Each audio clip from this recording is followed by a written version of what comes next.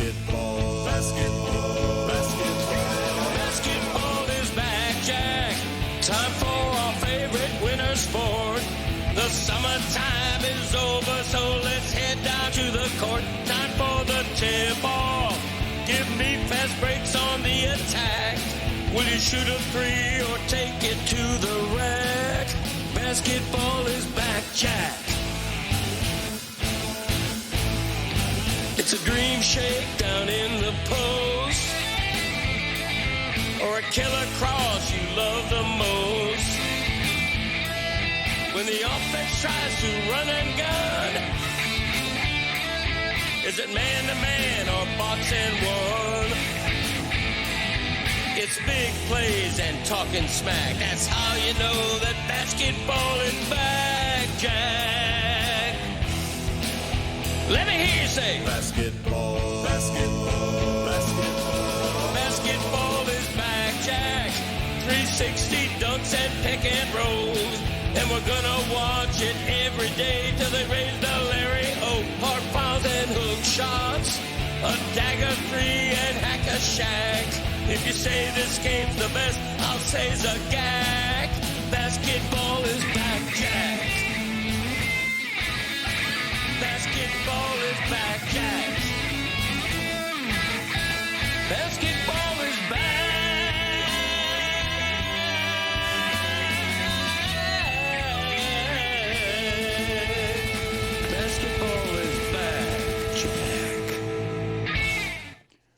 Chris Cody just asked me a question, and it's a good one, I think. Is basketball a winter sport? Yes or no? Because I don't consider it one, even though they play during winter. I consider the winter sports to have ice around them, cold around them, and so I think by the calendar it's a winter sport, but I don't think of basketball as a winter sport, so just put that on the poll. But as we get started today, I need people who may not know the entire history in this market in South Florida as we do something to help South Florida, that Zaslow and us and our show have been friends for 20 years. Started a radio station in Miami that we were very proud of. And Miami means a lot to us. And Zaslow, as a friend, a literal friend of the show, is obviously someone that I like and respect. But over the last 20 years, the way sports commentary has changed, there's everyone at the trough now. It is a democracy. Everyone's giving their opinions, and everyone has to have an opinion that stands out from the other opinions to climb out in this business. And Zaz is a rising star. But I believe he's over the line when his analysis of last night's sporting event is to walk in and be like, Jimmy Butler's a and the Warriors are bull. And I'm like, okay, that's strong and I understand it, but that's probably not the takeaway from last night's game for me. I'm more interested in the fact that we are in 2025 in a place where the champs don't have to play if they don't feel like it. And that's bullshit for the paying customer. Like Steph Curry, we've got only so many more chances to see him in person. And while I embrace load management and taking care of your employees, and I can make all the arguments on behalf of both pace and, yeah, travel must be really hard, that's bullshit last night. That the Warriors just shout for a month, hey, we're going to take that day off in Miami, and then it's Draymond Green out with an illness, Steph Curry, my ankle sore, and he decided it was going to be sore 4 days ago, and Jimmy Butler's not playing either, and then leaving after the game without shaking anybody's hand, without 6 years of relationship. That bridge is like so totally torched that he doesn't have anything to say to anybody, but it's too far. It's a bridge too far for Zaslow to come in and just be Jimmy Butler's and the Warriors are bull. I mean, you and I are on the same page. I was just a hell of a lot more efficient with it. Like, everything you just said is the Warriors are bull and Jimmy Butler's a. It's a cosign. The behavior of it. Yeah, we don't take personal attacks. We just call out behavior. But look, the economy is well chronicled. People literally circle that game on their calendars, try to make plans.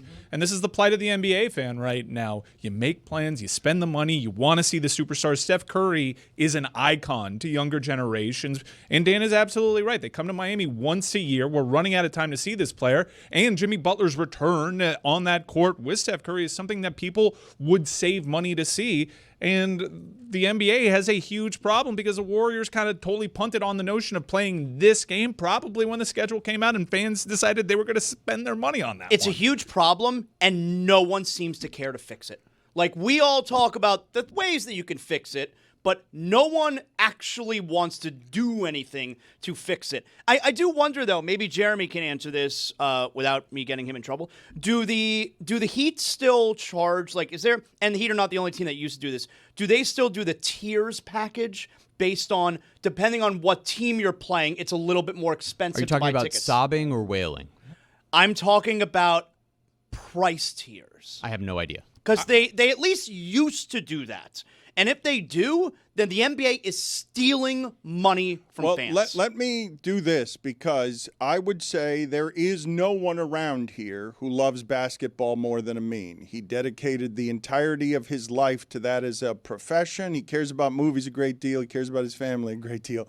But I think he cares about basketball the most. Every time we start ripping his sport, he gets pretty defensive about it in protection of it because he really loves it. Amin, you come into town, at least in part, because you love the energy and buzz of, I want to go see Steve Kerr and the Champs play the Heat in a building I respect with an organization I respect. And you get there last night, and it's a G League game. I kind of knew. I knew. Like, they're on a 6-game road trip, right? They've been talking, right? What Cleveland did wrong was their guys played one night, and then 2 days later, in the same city, they're like, everyone's out. But this guy can get on a plane and go to Louisville versus Kentucky, right? Whoa. Meanwhile, the Warriors, what they did was, we're on a 6-game road trip, and early on, they start talking about, ooh, so-and-so's under the weather. Ooh, he's dealing with an ankle. He's dealing with a back. So they're setting up the alibi. Yep. So, and by the way, they don't announce the rosters. I went to Steve Kerr's pregame press availability. He was asked directly, have you guys released what the lineup's going to be tonight? He's like, no, and I'm not comfortable sharing that. Zaz broke that story. For those of you who do not know and we're not listening, and if you want to make money around here on the DraftKings network, Zaz basically gave you about 6 or 7 points yesterday in the morning when he reported as a journalist that none of those guys are playing, and I saw that line fly, but it was long after Zaz had reported that because the Warriors were still protecting that. There were lines as if those guys were all going to play, and then none of them played. Draymond Green illness. That's not, what is that? He's under the weather, Dan. No. Draymond Green out, in parentheses, Steph Curry not playing. That's what it is. Like, if Steph Curry's not playing, Draymond's not going to play. That's what it was. That's why he was out. Well, let's explore this for a second, because I know it's been a topic of conversation for a while, but I just, so that everyone understands, because I know it's the last dying, flaming embers of this dynasty, but for 10 years, that traveling road show has been the most important thing in the league, not named LeBron. And over the last 10 years, that guy as a shooter has been the biggest road draw there is in that sport. And if you want to sell out your arena, the traveling circus champions of this important team that has dominated a decade, led by someone who shoots like no one who you've ever seen, and you want to make sure your kids are there so they can see him play. The last 2 times that team has been in Miami, he has not played. And yesterday, they gave the game away and told you 10 days ago with all their comments that they were going to give the game away. So I ask you, Amin, when everyone laments the problem, the paying customer who expects to go see the giant rock band doesn't get a bunch of impersonators then afterward without feeling somewhat hurt and betrayed and hurting the relationship you have with that league when that happens, because that's just simply a ripoff. What the Golden State Warriors did yesterday in Miami was ripping off the customer. Say it. It was bull. Say it. Warriors are I will not say the Warriors are bull. I will not say Jimmy Butler is I will say that the Warriors have exhibited the behavior of bull, and that Jimmy Butler has exhibited the behavior of a 6-game road trip. It was the last game of the road trip, and it was coming off of a back-to-back against Orlando. It was just there's no inherent advantage to them sacrificing their bodies for that night. Why wasn't this an issue back in the day then? Nothing. They used to do 4 games in 5 days. There's a lot of. I mean, I don't. Do you really want the TED Talk? About, I don't want to pace do of that play whole and show soft again that issues everyone's and been stuff? doing about fixing basketball for the last 18 months. But I do want to make it personal because it's right next door. And something else that I want to make personal is this telethon, donation fest, this charity help that we're trying to do in Miami, because I will tell you that Dave Lawrence, the former publisher of the Miami Herald, is an epic monument of a charitable man, and the Miami Foundation has helped raise over $190 million for more than 1,000 local profits. These are real difference makers in our community, and so and there are not a lot of people at this tough economic time taking care of a whole lot of folks that can feel helpless and not have the feeling that anyone's caring. So as part of Give Miami Day, we're asking you to go to givemiamiday.org and help with some of the things that we're doing today. In partnership with the Perez Family Foundation, we as a show will be giving $10,000 to an assortment of charities locally here, and we want to get you involved in the cause. But I mean, I want to get, as someone who cares about basketball, you go across the street here, this would normally be over the last 10 years of what you felt down here in Miami around basketball. And you could be the mayor of Miami basketball when you walk into that arena, because people associate you with talking up this team since it traded for Goran Dragic. You go there yesterday and feel what in your heart about Miami's playing Golden State, and this is nice, Norm Powell, and that's a nice fourth quarter against the Golden State uniforms, but that's not Golden State. So from a Golden State perspective, again, I get it. Like, what's that? 8 of their 10 games in November, since November 1st, have been on the road, right? They're traveling. They're an undersized team. I was talking about this yesterday with some people. Like, look, this is a team that's built for April, May, and June, but you got to get to April. And the problem with that is they have a small team and they have an old team. They have the oldest team in the league. So it's like you got to choose your battles, man. And when you got a schedule like that, the way it is, that's just the reality of the NBA. It behooves nobody for them to trot out their guys, and then their guys get hurt for real and are out for extended amounts of time. And they're like, oh, why is everyone getting hurt? You got to make decisions along the way that make sense for your organization, even if it may be, quote unquote, selfish for the greater business good. From the standpoint of the Miami Heat, I think, like, it's concerning to me. Not concerning, because I don't think the expectations for this team are high. But the concern is, man, what's it going to take for you guys to take care of business against the teams that you should? Because ultimately, at the end of the season, we're going to be looking at whether you're 5, 6, or 7 based on, did you blow that game against Cleveland on a Wednesday night when nobody played? Because, what's his name, Tomlin, got bust your ass and nobody even never heard of that guy. Did you blow that game Wednesday night against Golden State because you had no answers for Quentin Post in the post? Like, these are the things that separate good teams from teams that do this. Now, though, because what Zaz is saying is correct when he's saying, why wasn't any of this being talked about 15 years ago when teams went to the championship and weren't just protecting their play? Pat Riley ran all his men into the ground. He wasn't doing any of this. So I think we had this conversation earlier this week, but the nature of the injuries that we're talking about, these soft tissue injuries, groin strains, calf strains, hamstring strains, back strains, right? It has nothing to do with, oh my God, they were like physical and they were hitting guys. No, it's about mileage and it's about pace. I told you guys this yesterday. 10 years ago, forget about the 90s, 10 years ago, the fastest team in the league was 100.5 possessions a game, and there was only one team doing that. 10 years later, with that pace, you were in the bottom 10 in the league. What you're saying is all these guys are Ferraris now. They're not built to be 300,000 mile cars. It's not even that. Except that don't they take better care of their bodies now than they've ever done in the history of man? I have a question, though, in terms of possible solutions. In Major League Baseball, something similar happened, and they just put pitchers on pitch counts. Why is the solution for these NBA teams to sit players out entirely This is what I'm saying. rather than just get deeper and rotate more players in? This is what I'm saying. Why couldn't those guys play the second half last night? Why couldn't Curry, Draymond Green, Jimmy Butler play in the second half last night? again Yeah, with that's this, right. again That's right. with this. Or Why just do they go have to sit out the deeper. whole game? Why can't, I'm being serious. Why can't they play just the second half of last night? And we all know the answer. we all know the answer. No, we do. We know the answer. I know the answer, but it's different than the answer that you want. No, we know the answer, and we're on the same page here. It's because their averages would be lower. That's right. That's right. Their average takes a hit if they only play a second half. You're right. I'm glad we're on the same page, Dan, and that's why they won't do it. It's because their stats will hurt. Also, the geography of basketball, right? Whereas, again, in the 90s, throw the ball to Patrick Ewing, I either have to hard double or I got to stay with my man. If I hard double, Patrick Ewing kicks it back out. He's not kicking it back out to 23 feet 9 inches. He's kicking it back out to Charles Oakley, who's 15 feet away. That's an easy closeout. The amount of ground basketball players have to cover now is so much more. It's faster, it's further, and it's intense.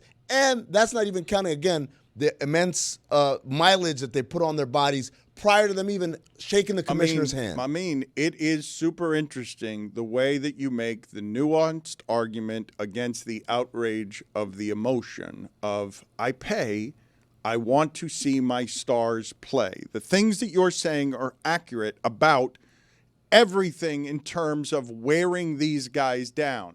But there's no solution to this problem if everyone keeps getting more athletic, and all of that athleticism means more pace, and all of that pace means everyone's as disposable as an NFL running back because we're going to run through these bodies faster than we ever did. And LeBron, with a 23-year career, if we just keep spreading the game out, we're going to make that a 12-year career because there are only so many miles you can put on all that tissue.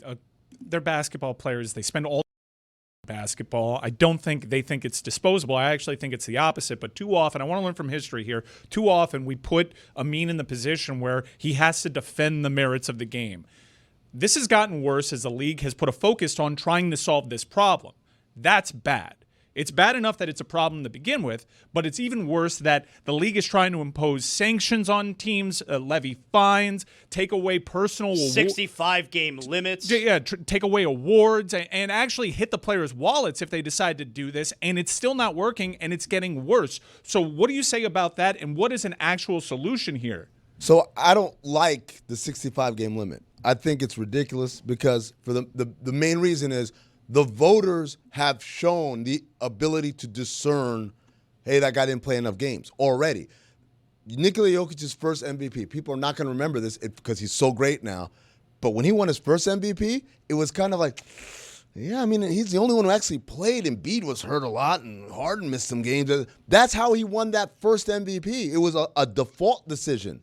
And there was no rule that had to force people to say, now, you know, Embiid only played 51 games or whatever. People knew. The voters know. So I thought the rule, what it does is actually counterproductive because what happens is now you've got guys who are like, I got to get back on the floor or else I'm not going to hit the minimums in order to qualify for these awards.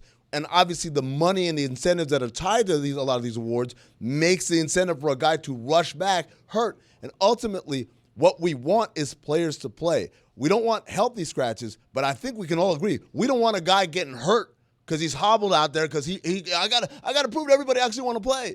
I believe, and there's no way, again, it's I believe. There's no way to prove this. But I feel like now in today's NBA, if a guy is dealing with something and he's at 75%, he doesn't play. When back in the day, it's like, all right, I'm not 100%, but like I could play.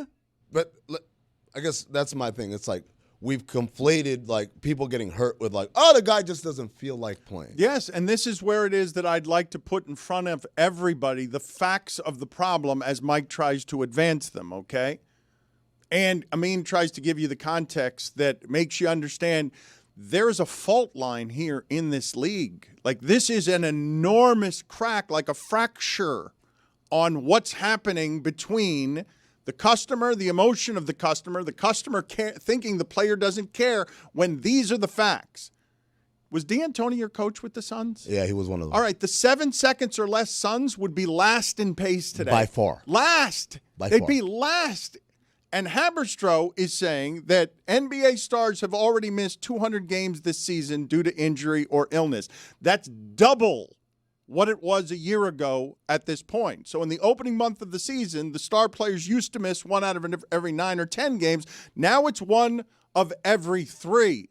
That's a fracture in your product if you keep trying to correct it and it's just growing. Like if the commissioner's throwing everything at this, they've already got their league money, okay?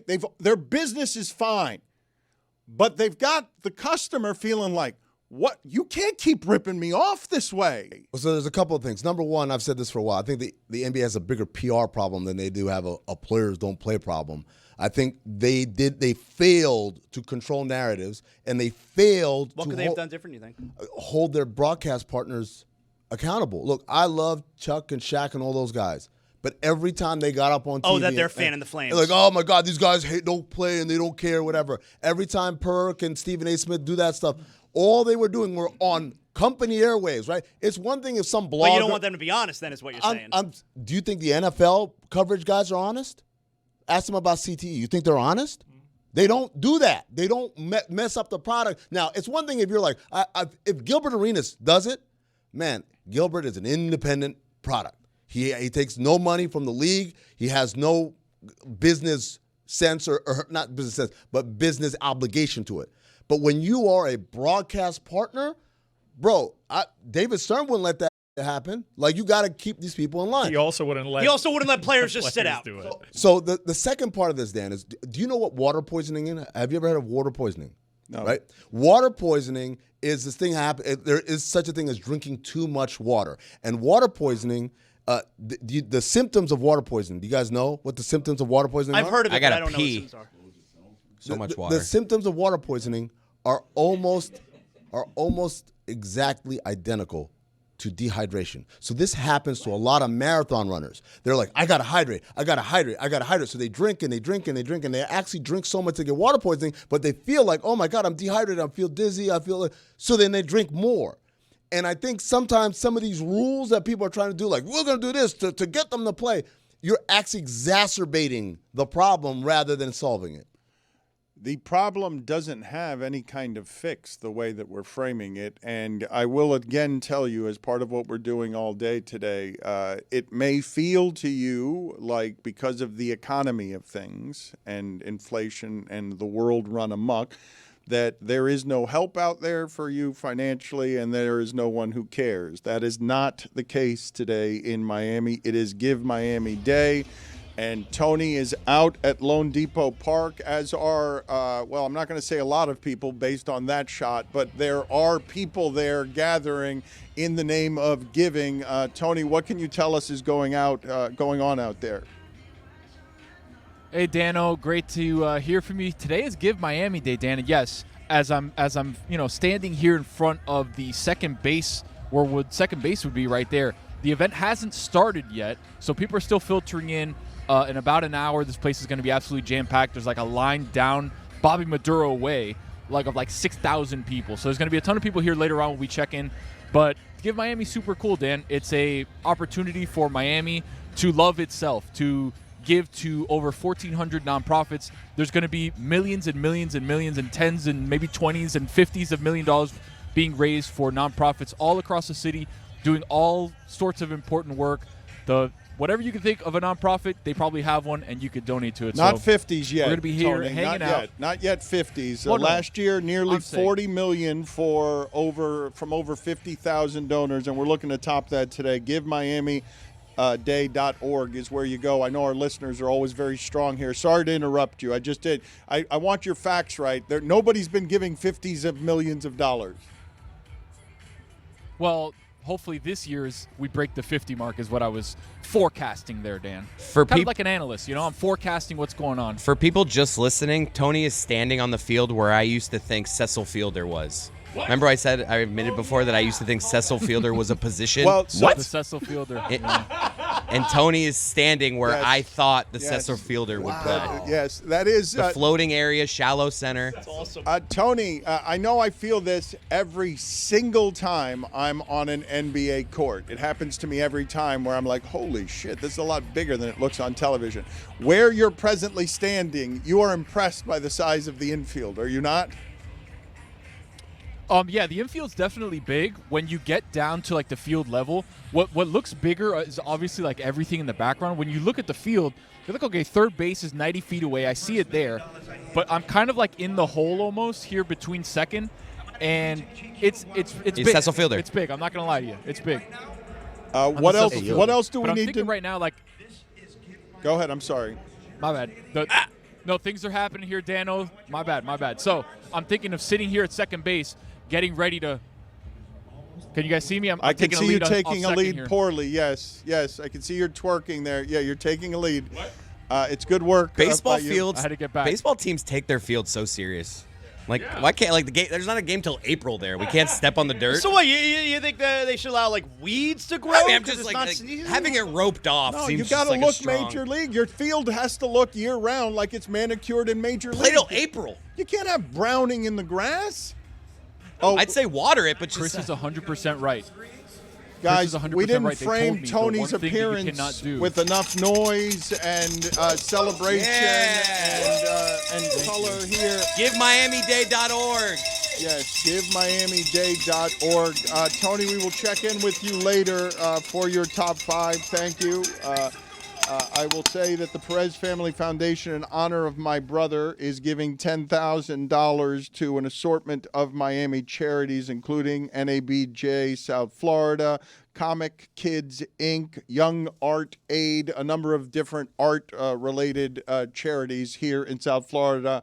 The website is GiveMiamiDay.org. I know you're brushing me aside with the second half thing, but why can Lionel Messi enter an Inter Miami game and play in the second half, and NBA players can't do that? I am mocking you for the take on just have them play second half because you know too much about sports and the way these athletes train and take care of their bodies to treat them as a gas bag who just thinks you can get out there 3 minutes before tip-off with a bag of chips and you don't have to prepare your body for 2 hours before the game in order to play the entirety of the game or half of the game. The ask or the request of whatever is rest and healing on that day gets ruined if you have to test your body for 20 minutes or 40 minutes. It's not a rest day.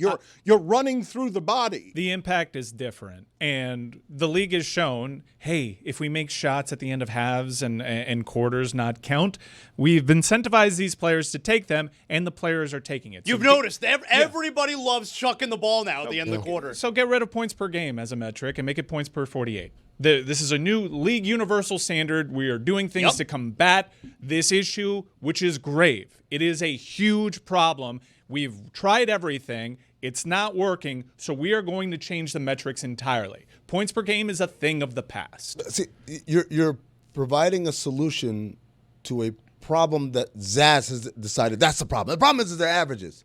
That's not the problem. Dan actually told you what it was. It's like if you play half a game, that's still you played, right? Like the act of getting ready to play an NBA game. I went there last night. I'm watching DeAnthony Melton warm up, and Steph Curry comes out, and everyone loses their mind because everyone's like, "Oh, we're gonna see the step do the dribble thing, and then the thing when he shoots from the tunnel." And he didn't. He just like shook hands and kissed babies and took photos with fans and stuff like that, and then he went back inside. Because that's the definition of rest. If he has to go out there and break a sweat and do all that stuff, and then take it a step further and play a half of basketball, whether it's the first half or second half, you've completely ruined what was supposed to be a rest and recovery day for someone who's ailing. But I mean, you've been around these players. Like the only time they're not playing the game is when the games are playing and they decide to rest then. They spend all their time perfecting their craft by playing. It's not football. It's not hockey. But you're saying it's not football, it's not hockey because you're thinking about where you guys don't get concussions or not. Like again, look at all the major injuries. Read that Habit-Show list. The number Giannis and Wembanyama and people that you guys all can recognize. These are guys that like playing. These are all injuries that are non-contact injuries. These are all soft tissue injuries. Guys, this part is really interesting. When the business and the most valuable assets are being stressed to the point of breaking. Stressed, and when I say stressed, by the broadcasters yelling about this, by the pressures to play, by the economic pressures of their life position, and by the disrespect even Zaslow, 20 years in this market, shows when there's the feel or assumption that these guys 8 hours a day aren't finely tuning their bodies, trying to make sure that none of them break. Like, that's what they're doing for 8 hours every day, twice a day in the weight room. Drills meant to be non-contact. They don't go full intensity in practice, but everything around the They don't practice. practice. They never practice. No, but everything around the practice is meant to keep these machines from not breaking. It's not even during the season anymore that much about how much better can we make you. That's training camp and an assortment of other things. By the time the season arrives is, how do we get our most valuable pieces to not break in the postseason? Then why are they breaking more? I don't know. Amin is explaining to you, wow, we're putting a stress on the bodies here. Guard more, guard farther, go faster, and the bodies are breaking. Like, that sounds like a pretty good explanation. Nobody wants to hear it. Nobody wants to hear it because they're like, what do you mean? Charles Oakley ran up and down. And it's like, not like that. Not being asked to take threes and not running twice as much. Why is it only an NBA player thing? Like, why doesn't the hockey player need a night off? Has hockey changed in terms of, I don't know. I'm not. Got to be more physical. Has to be. You keep saying physical, and that's the problem where this conversation really is not going to advance, because you guys keep thinking about, like, someone hit me, and that's not what's happening. Okay, so compare it to soccer, as Zaz did. Sports are similar in terms of strain that it puts on your body. Messi's old, but instead of not playing, he'll go out there in the second half so the road crowd can see him. I know you checked out on Inter Miami, but there was a big controversy in that league with Messi playing international duty but not playing for his club. Like, He missed games. He missed games, and for Messi in particular, that is a huge thing because he's bigger than the sport of MLS. But there are plenty of games where the soccer player checks in for just the second half because they don't want him playing the entire game because of load. Let me try to answer Zaz's question. Zaz, has the long ball, and particularly stopping the long ball, increased in soccer? Like in certain style of play? Yeah, I mean, they're playing from the back a lot more. Right, but I'm just talking about, like, hey, we've got to defend up more. I think, in terms of cardio, people are high pressing. You mean the high press? Yes. Yes, because people are playing out at the back more because the long goal kick, the analytics said that's a dumb play. Why give up possession, play out the back? So you have what the Germans call the Gegenpress, where they go up and it's more cardio for the forwards. They have to be more defensive-minded in the midfield. But it's still straightaway running. Like, it's not like, again, the dimensions of a basketball court. You're all where over. I'm standing like 1 foot in the paint, and then my man is over here. I've got to run to the top, and then my guy that I helped over here, he's got to sprint out over that doesn't there happen. and close, and then stop short, because you can't just keep running through them. It's all relative. The playing surface is bigger. There's 11 players, so you shrink it down to 5 with a smaller court. We're in the weeds. This is where everyone wants to be, or we're just going to say ignorant things. Okay. Which do we want? Do we want to have the ignorant show? I can do the ignorant No, show. it's a Soccer fact. players are soft. They flop all the time. We can do that. I'm sorry, we put him in a corner. I didn't want to put you in a corner. I'm just saying, I'm trying to balance. Are we trying to have like a smart conversation? Are we trying to do show? I'll do show. So how would you get players to play more? Give me just 2 solutions. How do we get the stars to play more? Well, first of all, we got again. You're saying the problem is they need to play more. I said my problem is, how do we get them not to get hurt? Okay. No, So I've got an the answer problem. to that. More consistently. The stars that play more consistently, not more. Do you make it fewer games? How do we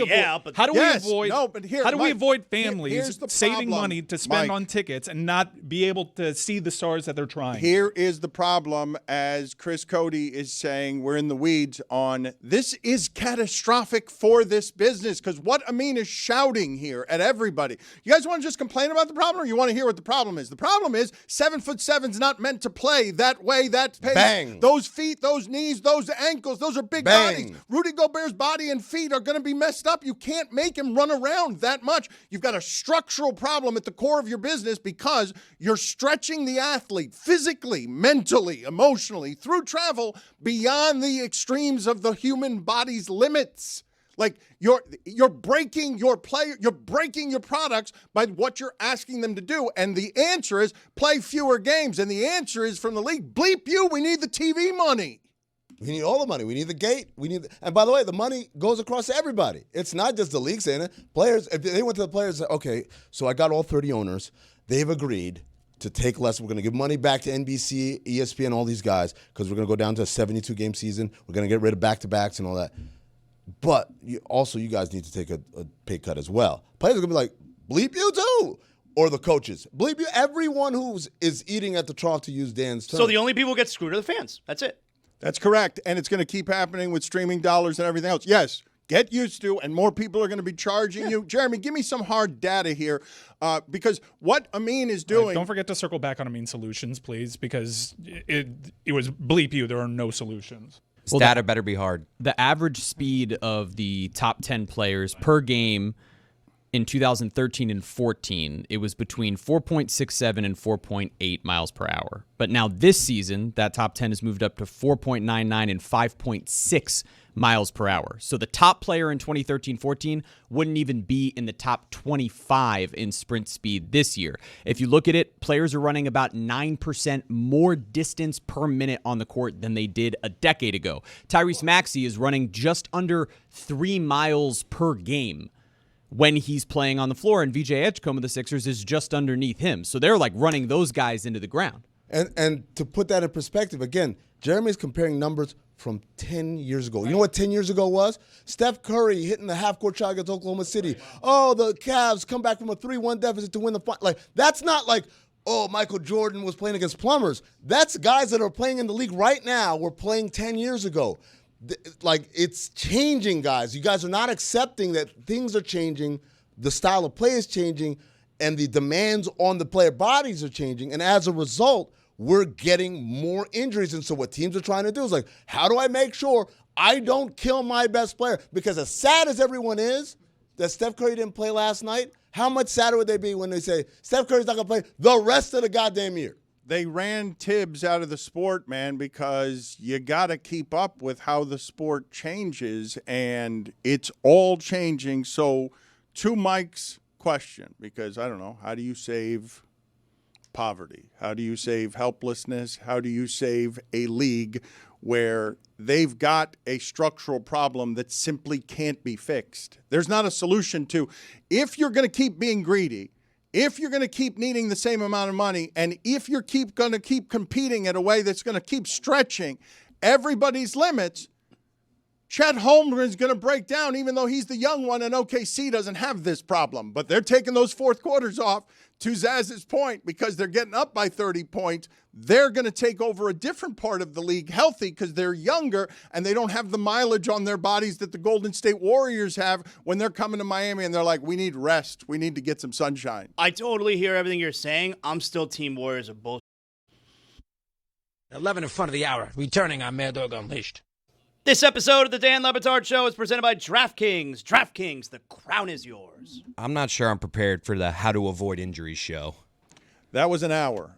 That was an hour of, do you actually want to talk about this problem, or do you just want to shout at a mountaintop, dumb, dipshit, rich, spoiled, entitled athlete? Play. And yesterday I wanted to shout play.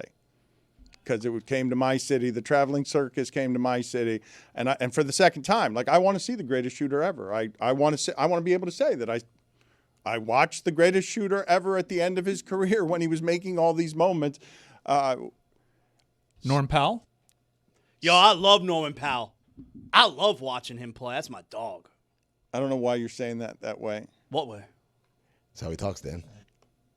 The other thing that I wanted to get to, since I want to talk about the business of sports today, is college football and things changing so fast that some of these amateurs, like Steve Sarkisian, and I know he's not an amateur, but he finds himself in a pressure cooker of business that has Desmond Howard saying, hey, don't be surprised if Sark and Texas part ways, okay? Now, this is wildly interesting to me. Texas and Oklahoma going to the SEC, Big Ten getting involved in, hey, let's do private hedge fund, $2 billion. The pressure falling on the head of a man who left his last job with a drinking problem, and I don't want to associate drinking problem with pressures, but whatever was happening was making Steve Sarkisian show up with liquor on his breath in the morning when he had the less stressful job than the one he presently has, which is Texas has all the money, Texas has all the athletes, Texas expects to be good at this, Texas has all of those boosters who help, and he has failed so far at Texas. He is one of the many who came through the great pipeline better than the Belichick tree of how do we rehab? Get near Nick Saban. Do it Cristobal, do it Kiffin, do it Sarkisian. You know how you rehab? Get next to Saban and we'll slingshot you to every great job that you want. Amazing rehab jobs. If you've been watching the careers of those three people, Cristobal, Kiffin, and Sarkisian, all of them laughed at in previous stops for a variety of different reasons. Cristobal made it back through FIU. That's the hardest way to do it. Sarkisian's in the best job. LSU's not the best job. None of the other jobs are the best job. That's the best job. He's got the best chromosomes at quarterback. That pressure is mighty. Desmond Howard saying, don't know if they're going to part ways or not. I want to ask you guys, the Saban rehab path, is it better than the Belichick tree? Who are you asking, Amin or Zaz? All of you. Oh. Thank you.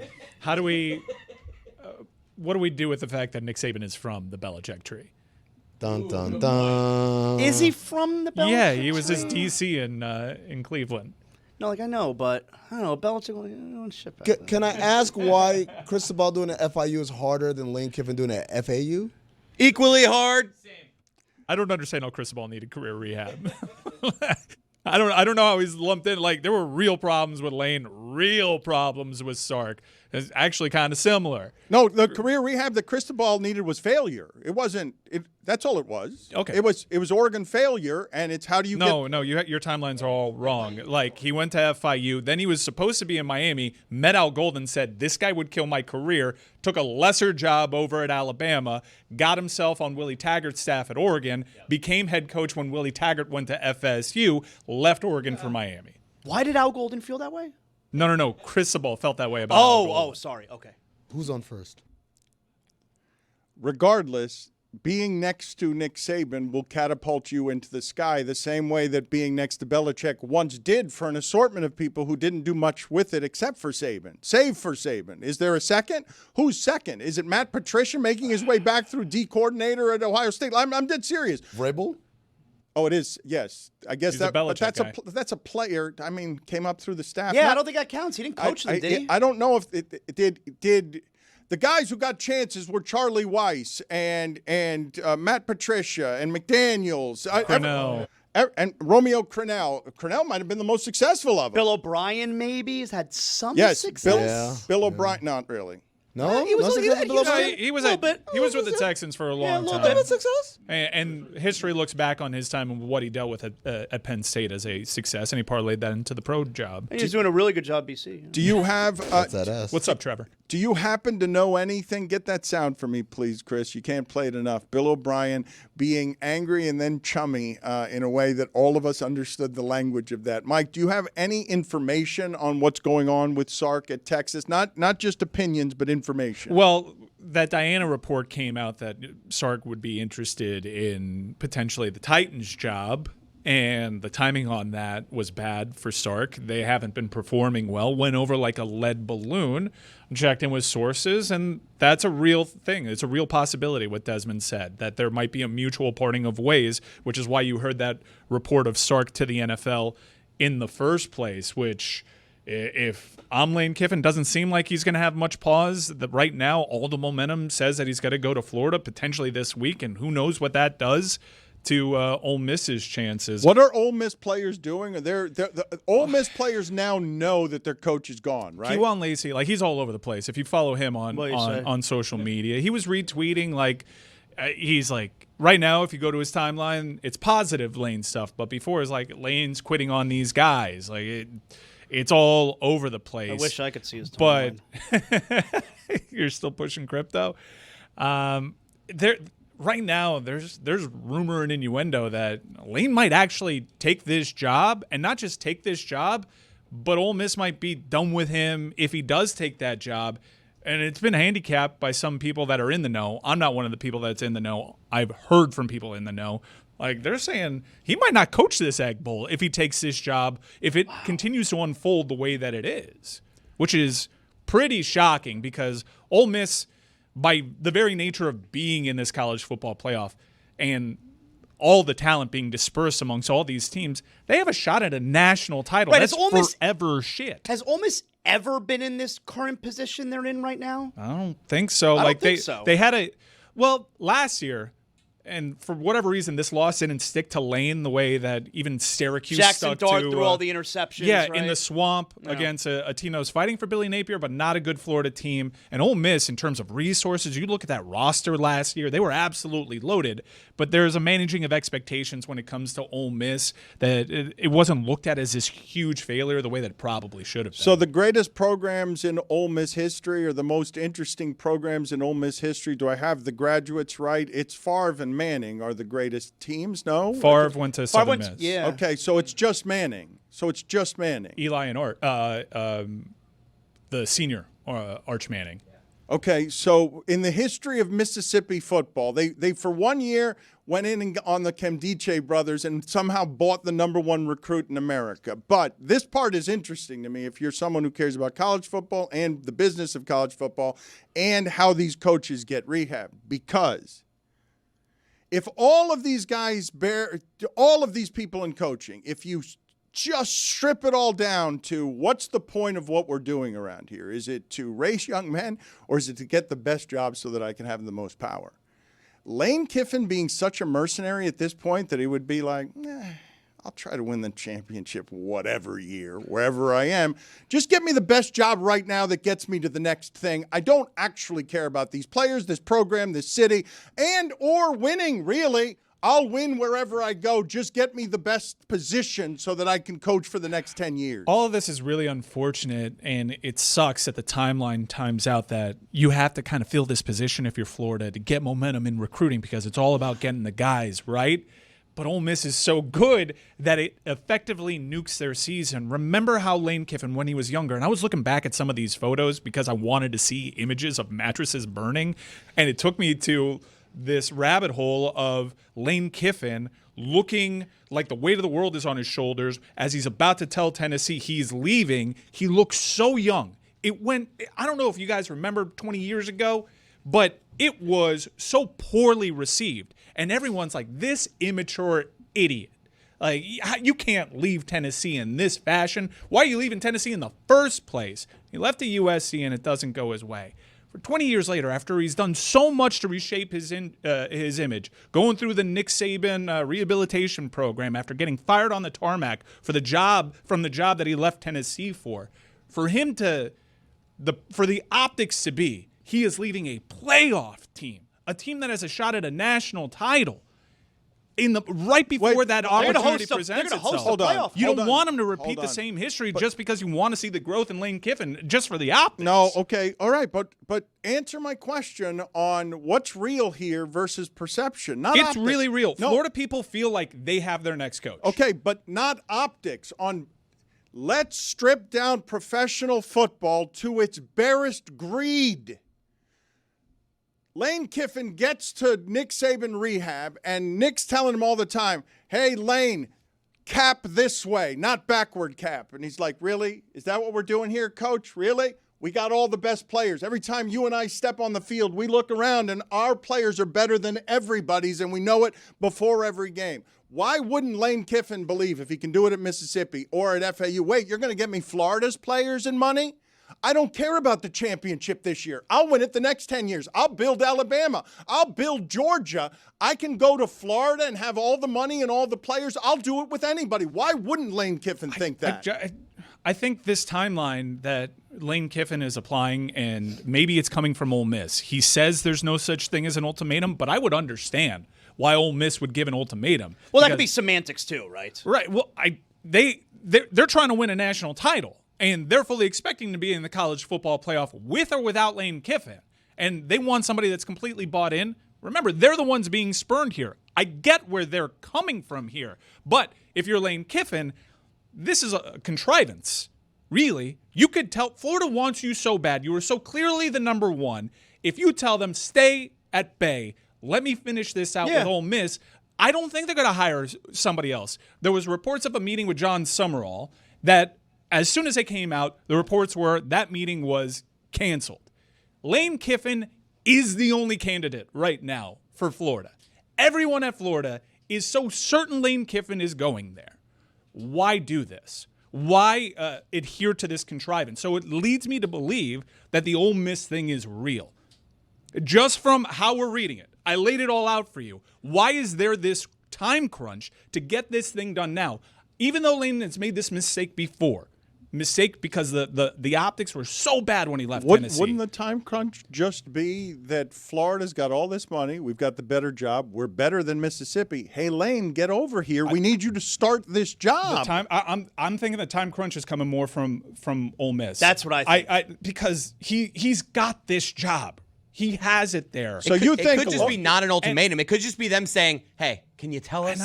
I understand why Lane's doing it. Lane is the hottest name at the greatest time to be a hot name in the history of the sport. And he is looking at that place like, I've come through personal demons. I've come through what was a terrible experience in Tennessee. I went through Al Davis. This is the job for me. This is where I want to be. I can understand why the temptation is such that he's going to take this job.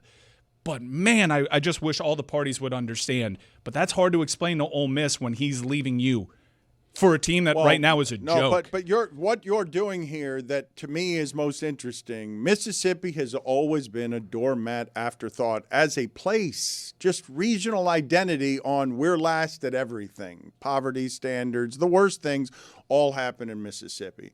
For Lane to come in here and play with the emotions of that, with the most mercenary of things of, I don't care about your brown lake, I can win anywhere, and I'd really rather do it near the Blue Martini because it was fun to do it at FAU, and I loved the sunshine, and my family loves the sunshine. They just announced the Blue Martini in Fort Lauderdale is closing. They couldn't withstand Lane leaving both. They're moving it to Gainesville. Yeah, and the insult, the regional insult. Lane hasn't helped this case either because he's like retweeting things like DJ Lagway is possibly sitting. This is who you married. Yeah, and like that's part. You're asking Lane to be like, oh, Lane, I know you love troll. It's like asking Gilbert Arenas, hey, Gilbert, could you be a little bit more kind of like demure right here? Like, no, man, this is who he is. If anything, the discomfort that Ole Miss feels is fueling Lane Kiffin. It's like that's why he goes on McAfee and he does this whole yoga and all this stuff. Oh, but he's leaving you, and he's cutthroat mercenary, get a tan, has grown through the business parts of this, fired on the tarmac at USC,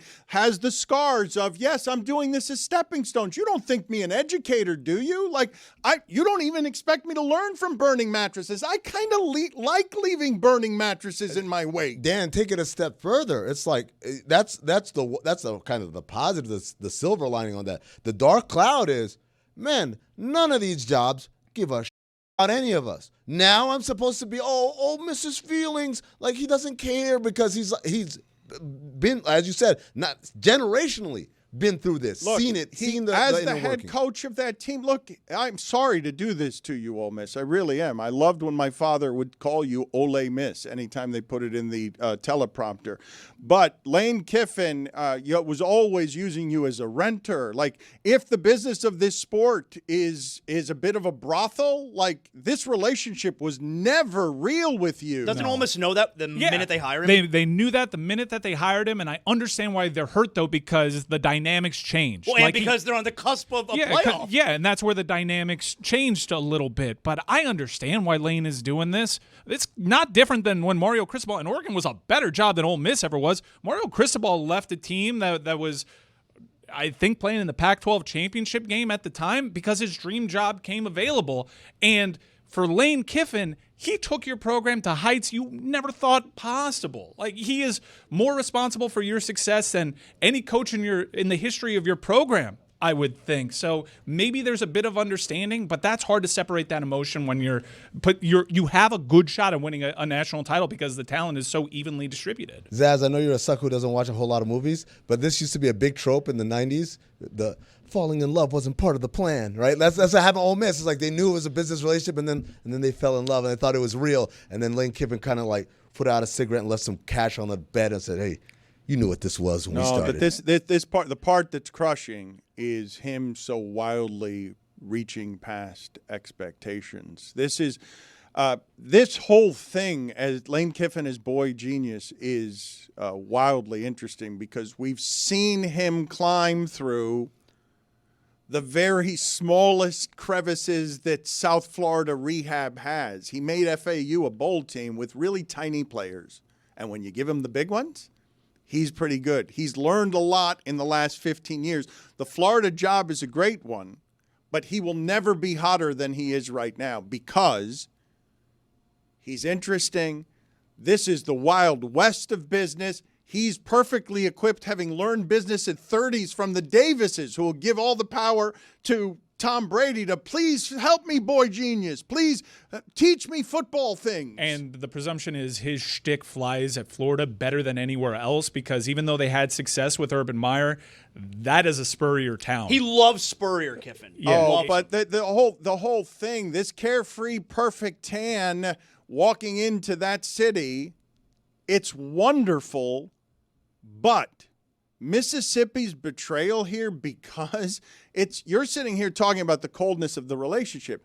This regional identity, what do you mean we can be this close to being the best and you can do it with Trinidad Chambliss? Like, what do you mean we can come close? Mississippi knows that they have a team that can beat anybody. That's crazy. And it's not even because Mississippi's that good. It's because everyone else is kind of Mississippi. Like, Zazzle, you can speak to what's happening at the top of the sport where Louisville looks good one week and then doesn't look another week. Lane Kiffin has built something that is good enough to beat anybody, and Mississippi never gets to be that. No, it's a crapshoot, and Ole Miss right now would have a home game to start out the playoffs. Like, they have a home game, and then they'd be 2 wins away from playing for the national championship. Also the inferiority complex, right? Yeah. Ole Miss is sitting here saying, well, what's so good about them? We're pretty good too. Look at it. And it's like, no, you're not. Boy, and you look at Florida, who has 3 wins right now. But imagine that, like being told, yeah, you're hot, but that's Florida. I'll tell you, you know what's bull? And you saying that I'm not a good movie guy. I'm a great movie guy. You're not. There's so many you're wrong. Fundamental movies that you haven't watched. Why, haven't seen Dodgeball? That's Whatever. crazy, by the way. When I heard that from the show yesterday, that's nuts. Today. Who cares? You're a movie guy? I'm a great movie guy. No, you're not. Great movie guy? I'm a You're great not movie a great guy. movie guy. You haven't seen any James Bond movies. Oh, whatever, man. I could definitely come up with movies that you haven't seen. Like what? I haven't seen every movie. Name one. Yo, there's too many to name. Name one. Name a movie you haven't seen. Name a movie. So you're claiming that anyone can throw a movie of any kind at you, and you Human have seen Centipede. them all. Of course, I've seen Human Centipede. My point is that Zaz, maybe not anyone, but Zaz cannot sit here and say, I watched a movie that Amin hasn't watched. You haven't watched freaking Dodgeball. Okay, you keep coming back to Dodgeball. Well, no, but James Bond. Zaz, the part that where he has you here, I think we have 3 cinephiles in our universe who believe themselves to have watched more film than the rest of you. I believe it's Adnan. I don't know who wins here. Samson probably wins, but Amin might think himself in this company. Amin, Samson, and Adnan really are movie guys, and you're a bit like Cody, where if you haven't seen a couple of fundamental things, you're disqualified. What an insult. You're disqualified from being in the conversation. Amin does a weekly podcast that he's seen all your bad movies. When you throw Centipede at him, that's nothing to Amin. What are you talking about, man? Paul Blart Mall Cop is an episode that came out today. I had to watch that. Guess what? That's the second Paul Blart movie I've watched. Do you know? I've seen them both. Do you know that Paul Blart, in the first 6 days of DVD sales, they made $29 million? 6 days, $29 million. That's moving units, my friend. I had secondhand embarrassment from that movie. The scene where he gets really hammered in the bar. Oh yeah. And he starts hitting on the girl. I had major second. I didn't like that scene. I couldn't handle it. But are you walking back from the position that you want to do a movie pod with Amin because you have as much movie knowledge as he does? Because he's disrespectful of your lack of movie knowledge. It was very disrespectful. You threw it out there like it was nothing. I know great. I'm a great movie guy. We're not. First of all, Dan, we're not doing a movie pod. I can't do a pod with someone who does not know about the subject material. I'm not doing a movie pod with you. No, I'm just saying. Like, I felt that way. It would be such a waste of my time. I would it would never be such do a a movie waste of pod my with time. you. I thought this like minutes ago, way before you thought that. I would never do a movie pod with you. Don't ask me. Don't ask me to do it. I won't do it with you. You're late. Have you seen The Godfather? I got to ask questions like that to this guy. Yo, like, are you trying to insult me? I'm just trying to figure out. You're a guy who doesn't watch movies, so I don't want to assume things. Have you seen Casino? Don't ask me questions like I'm a sucker, okay? Ask You are me a sucker. Godfather, Casino. I'm sorry. You exhibit the behaviors of a sucker. How about that? Don't ask me questions that are insulting. You know, Garth Brooks turned down a role in Saving Private Ryan because he didn't want to share the screen with Tom Hanks and Matt Damon. He wanted to be the star. Spielberg countered that by saying, well, what do you want to be? I want to be a villain. Earlier in the process, he got sent the script to Twister, and he's like, I'm not going to be in this. Why? Because the villain is the Twister. That's a good point. Did you know that? I knew that. Yeah, have you seen Twisters?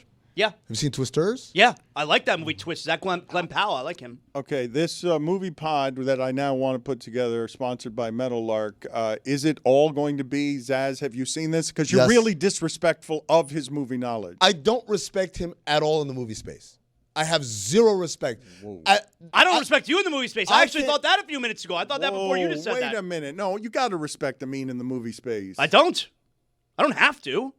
He works at it. It's, Okay. He really pours himself into it. I don't even have to work at it. Dan, why would I respect someone who so clearly disrespects the medium when he hasn't seen such Yeah, classics right. I love like the medium. Dodgeball? I'm a great movie guy. Well, he wants you to come up with another insult other than James Bond and Dodgeball. Yeah, but my God. I'm Seen willing. Phenomenon? I'm willing. Yes. Who's movie in it? Sucks. Who's in it? John Travolta movie sucks. What's the story? Yo, I don't need to explain gonna the take a plot's a quiz. phenomenon to you. Didn't he have a stroke? He's got like a disease, but like he thinks that he's like special. Stupid movie, man. Yeah. I don't need to remember Chasing a stupid Amy? movie. What's Chasing Amy about? Chasing Amy's a great movie. What's it Kidding about? me? She's a lesbian, and they do finger cuffs. You know about the finger cuffs? That's all I need to say. You know about finger cuffs. You watch Collateral? Nah, I've never seen Collateral. Oh, that's a great one. I know, I've never seen it. I know. You see Minority Report? Of course, great movie. Love Minority. Have you seen Report. Clifford with Martin Short? Yo, don't ask me stupid questions. It's a good movie. Can we do? You know about that where you play it with Amin, but Amin plays it with you on the movies? Because I'd be willing to sponsor and fund the podcast of Amin asking you whether you've seen movies and then getting mad that you haven't seen very basic movies. Because I do believe if we keep doing this, that Amin will put in front of you 150 movies that he will have expected you to see, and then would not respect your movie opinion because you hadn't seen those movies. Like I think Amin's going to be right here, that there are many things that you haven't seen because Amin has committed himself over the last 10 years so much to watching so many movies. I mean, that sounds like a waste of time that Amin needs to actually commit so much of his time to become a movie expert. This exercise is going to earn my respect of Amin. That's what this exercise is going to be, not the other way around. Is it? No, because it doesn't sound like it can be had, because it doesn't sound like you want to hear any of his movie Anything's opinions. possible. But We'll I do believe Amin to know a great deal more about movies than most people. I do. You know why? Because I watch a ton of movies. I do too. No, you don't. Yeah, I do. No, you don't. Yeah, I do. What do you know about that English Patient? I would never watch English Man. That movie looks boring as hell. I would never watch that. I think it won Best Picture. I would whatever. Oh, because boring movies never won Best Picture. Were you crazy? Beautiful Mind? No, I don't want to watch that. It won Best Picture. Boring as hell. Who cares? That movie was boring as hell. It was good. Beautiful Mind. Ron Howard. What about him? He directed it. Okay, Russell Crowe. Yeah, he won. I think Are we he just won. naming people who are in Beautiful Mind? Is that the exercise now? Jennifer Connelly was nominated. Who cares? Best Eyebrows. Jennifer Connelly. I like her. She was. You know about that Rocketeer? Although I didn't like the last scene with her in Requiem for a Dream. I didn't like that. You know that There Will Be Blood? What you know about that? One of the best movies ever. No Country for Old Men? Yeah, No Country for Old Men's good. Citizen Kane? I don't believe him Yes. on that one. Apocalypse You Now? don't believe in No Country for Old Men? Ask me something. What's Ask me something. what's the weapon Ask of me choice? about sugar. What- yeah, what's a weapon? He's got the thing that pops out. It's not a name. There's not a name for that thing. Put it on the poll at Le Batard Show. Is there a name for that thing that Shakur popped out? It's not a name. There's not a name. He made it like in his garage. It's a cattle thing. It should have a name. What is that thing? One of the scariest weapons in the history of the movies. What you know about that pianist? Yeah, I know about it. Adrian Brody. Very Go young. on, yeah, like very young Anna Paquin. I think that was the piano. The very young Anna Paquin was the piano, not the pianist. We guy's a caught fraud. your ass. He's a fraud. You don't know about that pianist. I used to. Do you or do you not know about that pianist? It Do was you the or piano. Do you or Admission. do you not? Admission coming. Admission coming. I lied about the pianist. That was a lie. How many other lines are in there? I used to think Mina Kimes was the biggest fraud when it came to movies because, you know, if you ask Mina about a movie, she said yes, but she's just read the Wikipedia. She's never actually watched it. This guy hasn't even taken a step of reading the Wikipedia. That's right, because I don't need to fake it. Adventures of Pluto Nash? No, I would never watch that. Who cares? Norbit? I would never watch that. Why is my movie... Why does my movie credibility come from you have to see as many awful movies as possible? 1,000 Words? I never even heard of that. Soul Man? No, I don't want to watch Soul Man. Why not? You're an ally? White Man's Burden? Yeah, I've seen that. That Who's movie's in not it? good. Who's in it? Samuel Jackson. No. No. What was that? Black Snake Moan. Oh, yeah. I never seen that. That's Harry Christina Belafonte? Ricci. I don't like that. Harry Belafonte, yes. No. Wait, you made that reference. Yo, you know about that Beetlejuice? Of course. Beetlejuice 2? I haven't seen Beetlejuice yet. Fraud. Whatever, man. Living my life here. I don't have time to see everything. Well, it can't be, though. Look, he just called you a fraud, and it can't be whatever, man. I got to live my life. I don't care about movies the way you do. He's testing. That's my point. But to say I'm not a good movie guy, that's just a lie. But Very young Anna Paquin. he's testing. I lied about that one. How many others did you lie about? though? Am I ashamed or embarrassed about that? Maybe both. Embarrassed, not shamed. Dan, you know who's a movie guy? Roy's a movie guy. You know who's a movie guy? Mike's a movie guy. You know who's a movie guy? Jeremy's a movie guy. And musical theater. You know who else is a movie guy? Chris is a movie guy. You know who else is a movie guy? Dan is a movie guy. You know who's not a movie guy? You seen Rambo? You know I haven't seen Rambo. Oh, you ever seen I'm Gonna Get You, Sucker? No. Well, it's about you. And they got you. I'd listen to that pod just asking Zaslow, have you seen this? Yes, I've seen this. Good movie. And that's his analysis. Or not a good movie, or he's just lying about having seen the movie. We got to hit him up. There's got to be a limited number of follow-ups. Can't just have follow-ups until the end of the day. But we got to have a limited number of follow-ups just to try to determine whether he's actually seen the movie or not. I would say, though, Zaslow, like this was interesting. I would say that what he's just done to you is he has made Dodgeball a movie that if you have not seen it, it disqualifies you from giving movie opinions. Why? Why is that the movie? Dodgeball. Who cares? But I think that's what happened. Am I wrong about this? I didn't think you had this strong opinion about Zaslow until that happened. You know what? It's the crown jewel of all of it. It started with he's never seen Rambo, which I was like, oh, but it's an older movie. Okay, it checks out, right? Then it turned into haven't seen the James Bond movies. Well, okay, some of them are old, but some of them are pretty new and were big deals. Well, I'd okay. like to see the James Bond. But then when it hit Dodgeball, because then there was a very me and Zaz are not that far apart in age. There's a very seminal era of movies: Wedding Crashers, Old School, Hangover, Dodgeball. Like all those movies came out around the same time. They featured what they called the Brat Pack. Like that's what they called them. They called them the Brat Pack. Vince Vaughn and Owen Wilson and Ben Stiller and all these guys. I think it was a different name, like the Slack Pack That or something Knicks like fan that. loser? Yeah, Brat Pack was the 80s. Oh yeah, some. Like Thank that. you, Roy. Anyways. You don't know And a very shit young about Anna movies. Paquin. And a very young Anna Paquin. But the point is, for him to just have like a blind spot to this strong decade of just banger movies, I know I can't respect him as a movie person. I can respect him in other ways. As a soda drinker, I respect him. But like not as a movie person, no. I'm sorry that we've arrived there. The Reaper has been angry for a while. I've thrown a lot of requests at video today. I will get to that in a second. And I've thrown a lot at Chris Cody today, who has tuned out most of the show, but did find Bill O'Brien an hour later trying to go after Trevor and others because this is audio worth replaying. Coach, I'm wondering, do you have a message to the fans? Obviously losing to Notre Dame, Catholic school rival, 1-8 down in the season of the BC.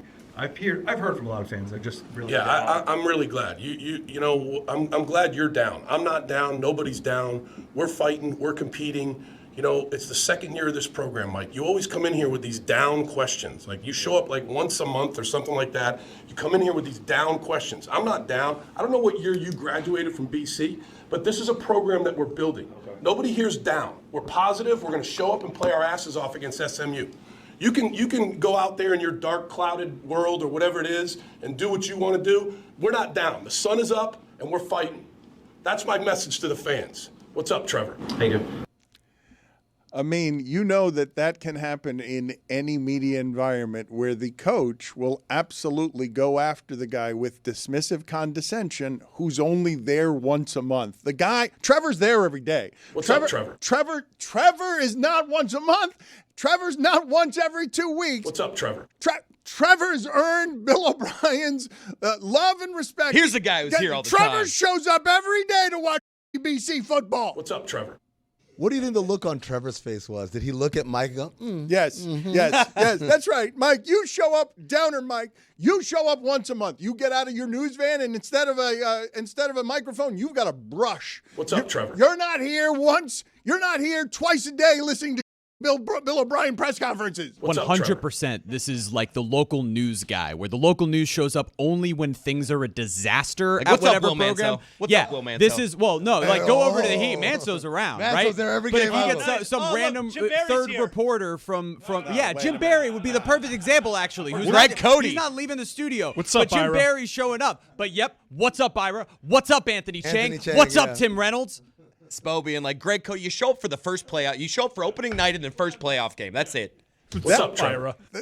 Look, I thank you for producing this little wonderful sound from Bill O'Brien that is absolutely a different language that the old ball coach has with who's showing up for my shoot around and listening to what I have to say after that. I assure you it's Trevor. Trevor's there every day listening to Bill O'Brien press conference. What's up, Trevor?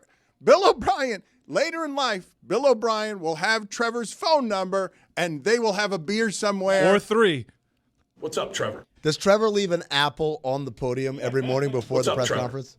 He's a hero, Trevor. What's up, Trevor? Bill O'Brien feels bad for Trevor. That's what it is. If you're here in the trenches with us, watching these practices where I know you don't want to be here, we don't want you here, we're going through this song and dance of all these questions. What's up, Trevor? What's up, Trevor? He's like Bill Belichick at that cheerleading competition. What's up, Gutting it Trevor? out. What's up, Barry Jackson? Bill O'Brien. I don't want to do that yet. I want to. What's up, Trevor? I want to stay on Bill O'Brien. What's up, Trevor? And Bill O'Brien is going to work every day, and this is what Bill O'Brien's saying. What's up, Trevor? No. I was standing next to Belichick. I was at the top of this mountain. Now I'm at BC football. Look how they're talking about Lane. He was a clown when I was a champion. But now look how they're talking about Lane. I'm trying to make the way back, and it's not the easy way. It's not through that Saban rehab program. It's through the Catholics at What's Boston up, Trevor? College, the Catholic school that'll never win anything. I was James Franklin. I was James Franklin once. What's up, Trevor? Does Boston College have to kick up to the Vatican? Less so. Pennies. What's up, Trevor? This poor Reaper's been waiting for 20 minutes. Reaper got shorter. Ground to dust by the last 20 minutes of waiting for this show. It's The Bucket, and it's presented by Dentech's Ultimate Fantasy Football Punishment. Learn more and sign your league up at dentech.com. The Dentech Bucket is every week. I have the golden helmet of life. No one is happy for me. Jeremy's going to go first. We are thankful to Dentech as a sponsor, and I am especially thankful to Dentech because it got rid of headaches because of my jaw Put your grinding. mouthpiece in if you want to talk. Sorry. I have the Seattle Seahawks. Dan has told me over and over again it's great. They're at the Tennessee Titans. I am You keeping should throw that back. That's an automatic win. Minus, they're favored by 13.5 points. on the road. You sure Anna Paquin wasn't in the pianist? She was in piano. Fraud. What's up, Trevor? The Seahawks are 7-3 and the best team in the sport. Miami Dolphins. Oh, wow. Best time to have them. Wow. Good time. Nobody's happy for you. Your nipple dance is not embraced by anybody. What's up, Trevor? Your shoulder shaking is not celebrated by anyone. What's up, Trevor? I like the language. I have the Colts.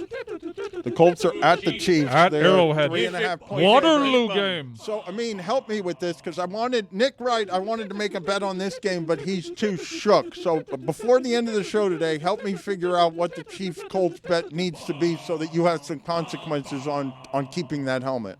Well, first of all, I need to find out. Have you seen Eraser? What movie? Eraser. I can't understand. Eraser. With Arnold Schwarzenegger. Eraser? Yeah. Vanessa Williams. With Schwarzenegger, A right? racer? I love how he saved the best for last. Have you seen all the Schwarzenegger movies? How many? What percentage of? No, you said of course, but have you seen Eraser? You ever seen Escape Room? Escape Plan, you fraud. Right, Escape Plan with Escape Room. Schwarzenegger. Get out of here. You're an I'm idiot. putting this back, by the way. Sucker like behavior. Putting the Colts back. You're a sucker. What's up, Trevor? You're a sucker. You're putting a 3.5 point favorite? Oh, they're underdogs. Lions. You got the Giants at home. Good Oh, pull, yeah, bud. baby. Put that back.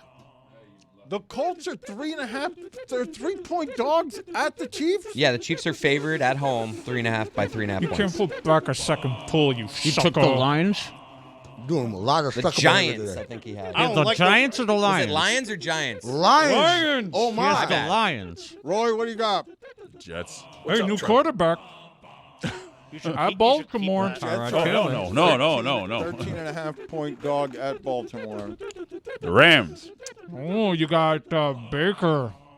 Yeah, they're at home a 6.5 point favorite big against Tampa favorite. Bay. I mean, Fun game. this Tampa's Bucs busted schedule up. sucks. They're broken. I hate it. Is that who's seen Inception? Of course, great movie. I got the Falcons I'll bet you don't even at understand New it. Orleans. That's Kirk Cousins. Putting that back. Why is that in the 4 o'clock window? Wow, playing the Saints and you have to put You're it back. scared of the Saints. Can we And flex I that Tyler out? Shuck. I got the worst helmet, the Titans. I'm a 13-point Oh my underdog God, at home. Brad. I am having an awful year. You still owe 2 punishments. I've done a bunch of punishments. I still owe 2, and I have I'm the going to look at your Titans. record. Is that who's seen Remember the Titans? Of course. Last play is so stupid. That's why I don't like that movie. I'll bet you like that play. This 4 o'clock window is gross. Why is Indianapolis KC 1 o'clock? I had the Bears. The Bears are 7-3. They are at home 2.5 point favorite against Aaron Rodgers with a broken wrist. Is that who's seen Bad News Bears? Yeah, I'm going to keep Bears. Yeah, it's a good keep. Of course I've seen Bad News You Bears. seen the remake? You know about that Kelly Lee? You seen the Golden remake? helmet. Yeah, remake not good. You're just saying that. You ain't seen that. I could tell. No, I saw it. It's not good. Why are you Yeah, doing the this sucker the Cowboys. time of day? It's not good. He's a Who did sucker. Dan get? He's a golden helmet of life. I believe Oh, Zaz yeah. is a liar and a fraud here. I believe he's hiding a smile behind his mouthpiece because he's been exposed this segment as a person who is not a movie expert. He's I'm called, exposed. I'm trying not to embarrass him. he's called you a fraud to your face. Good teammate. He doesn't respect your movie opinions. He has undressed you in front of everybody. Not in the slightest. I You seen the full Monty? no. Neither have I. What? You never seen the full Monty? No, I'm getting to it. Miami does care, even if we do not always act like it. So until midnight tonight, we'd like you to be a part of what it is that we're doing. I know a lot of you don't listen to the show live. You listen to it later in the day. So we have until midnight tonight to raise money for GiveMiamiDay.org.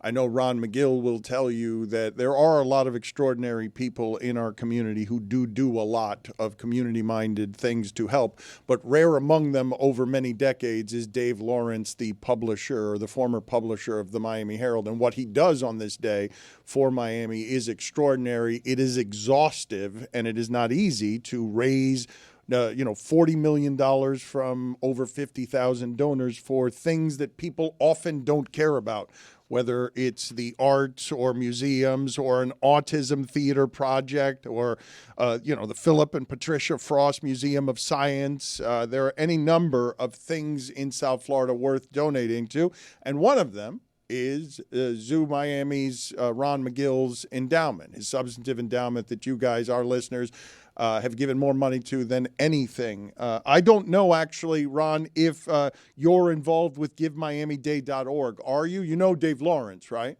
I know Dave Lawrence. I've already donated to Dave in his honor. Rita and I have both done that. And listen, guys, like I've always told people, I love what I do with the animals, and the endowment is very important.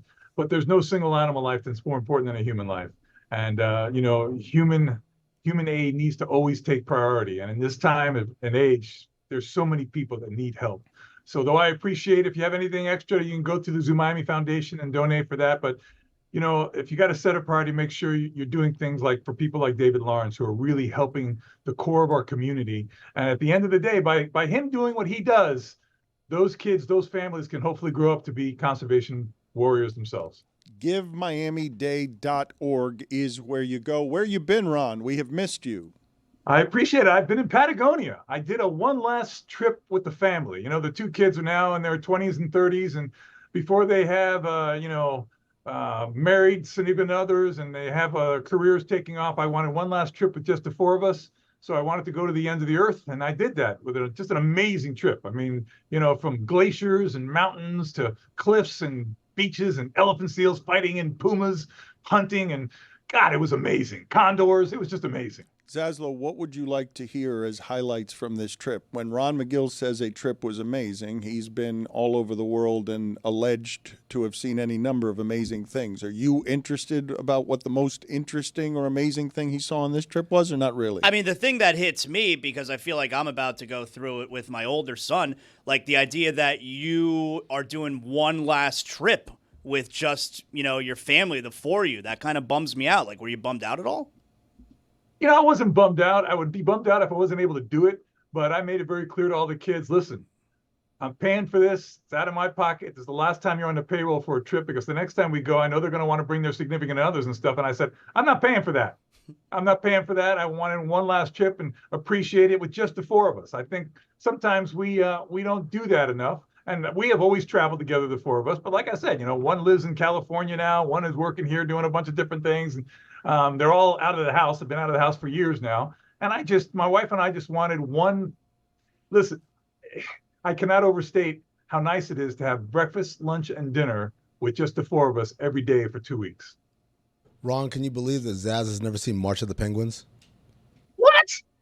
Okay, that's not Zaz, true. What rock are you living under, brother? Oh, my God. Ron, he's totally making that up. He never asked me, and I happen to have seen March of the Penguins. I don't believe him. I don't believe he's seen Happy Feet, and he thinks that's March of the Penguins.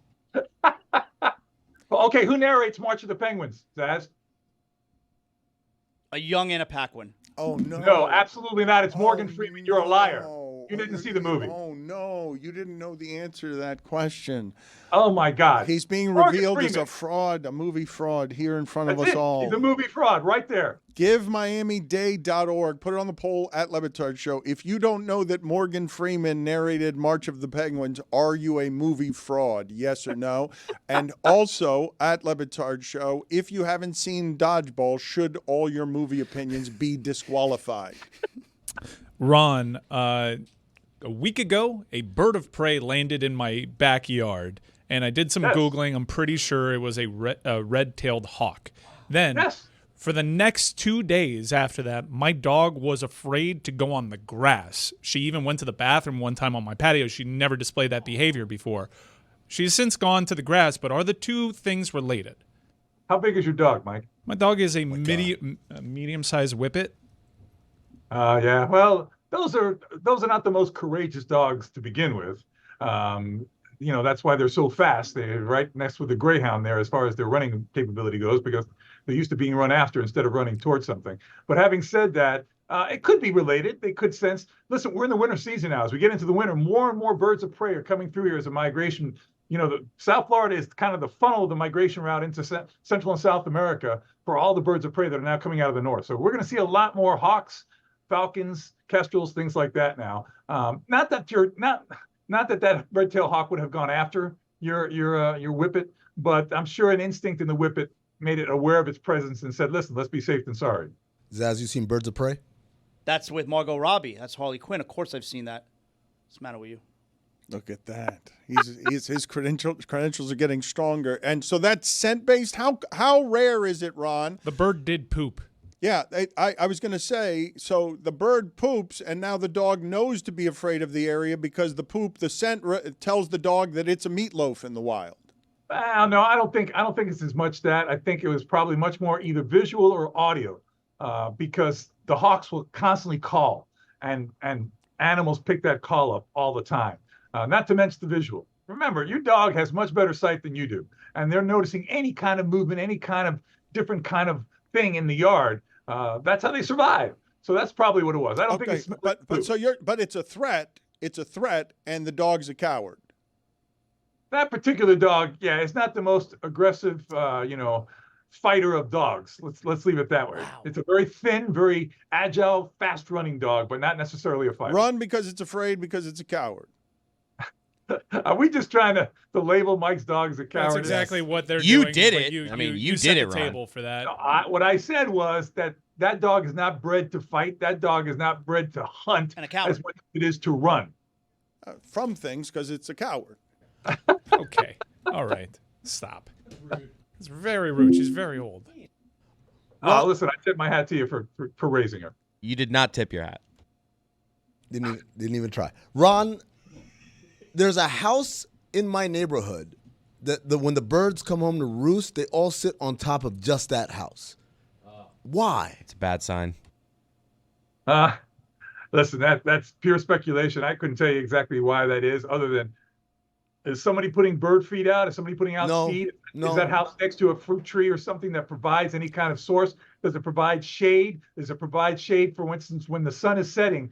Does that tree provide a block from that sun setting? No. Or is it the other way around? As the winter comes around, is it a metal roof that can radiate heat that the birds enjoy? Or it's so many different reasons. It's like a planned community, so that the roofs are all the same.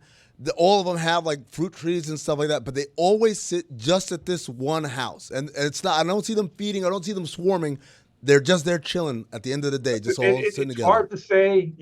Probably one of the alpha birds, so to speak, may have picked that tree. You can go into the Everglades, for instance, and every night all these egrets and ibis will come and roost on one tree that looks like it's no different than any other tree, but every night they come back to that same tree.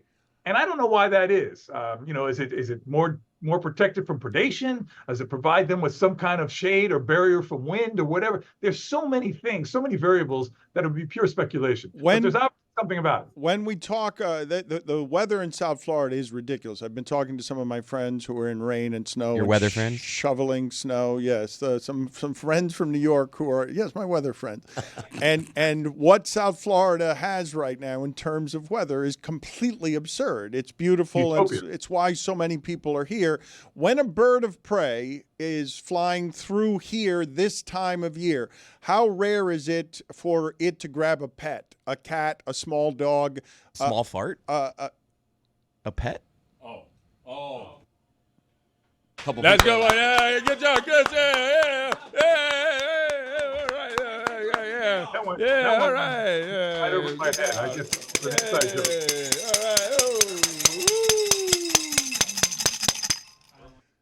Oh my gosh. Can you answer my question, please, Ron?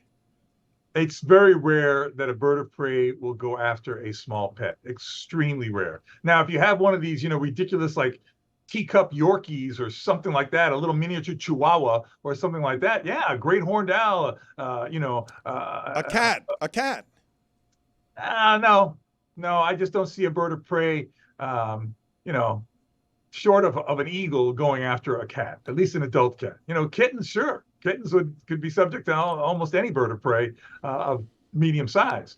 But generally speaking, no. Your pets, unless, like say, they're the extreme designer teacup breeds that could easily substitute for a rat, then you've got a problem. Anything from a rabbit size on down, absolutely, there's a certain risk there. Let me get to some video here. You are not an insect or bug expert, but you're always talking to us about how animals have an incredible strength. Now, I don't think this is AI, but this video here of a bug holding on to the side of an airplane, successfully holding on to the side of an airplane, is that real? What is happening there with the physics of that, as the speed of that those arms should not be strong enough to be Tom Cruise in the Mission Impossible movies. What's happening here? Well, they can be strong enough to do that. They have very fine little hooks, so to speak, on the ends of their feet, their legs, and though you don't notice it because it's so minute, glass does have a lot of little fissures in it that they're able to grasp onto that way. So that's not. I believe that's probably true, and I think eventually that thing just blew off. But Yes. it is pretty spectacular to watch it there. It did blow off, and did it blow off to its death?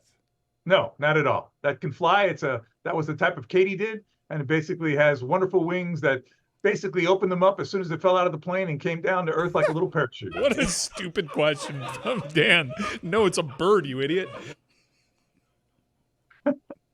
Oh no, I'm falling. Oh wait, I can fly. Oh, I remember my nature as a bird.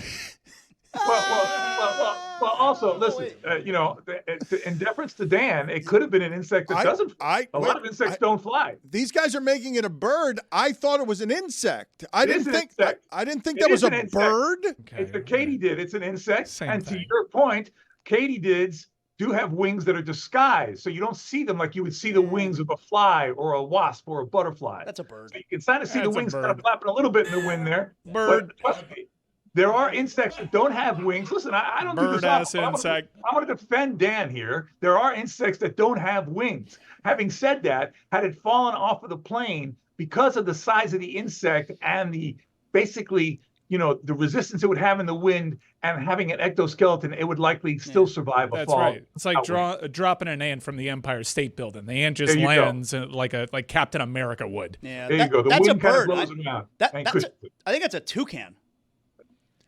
Yeah, okay. You also thought that what's her name narrated March of the Yeah, he Penguins? did. You ever seen Let Two for the young Money? Anna Paquin.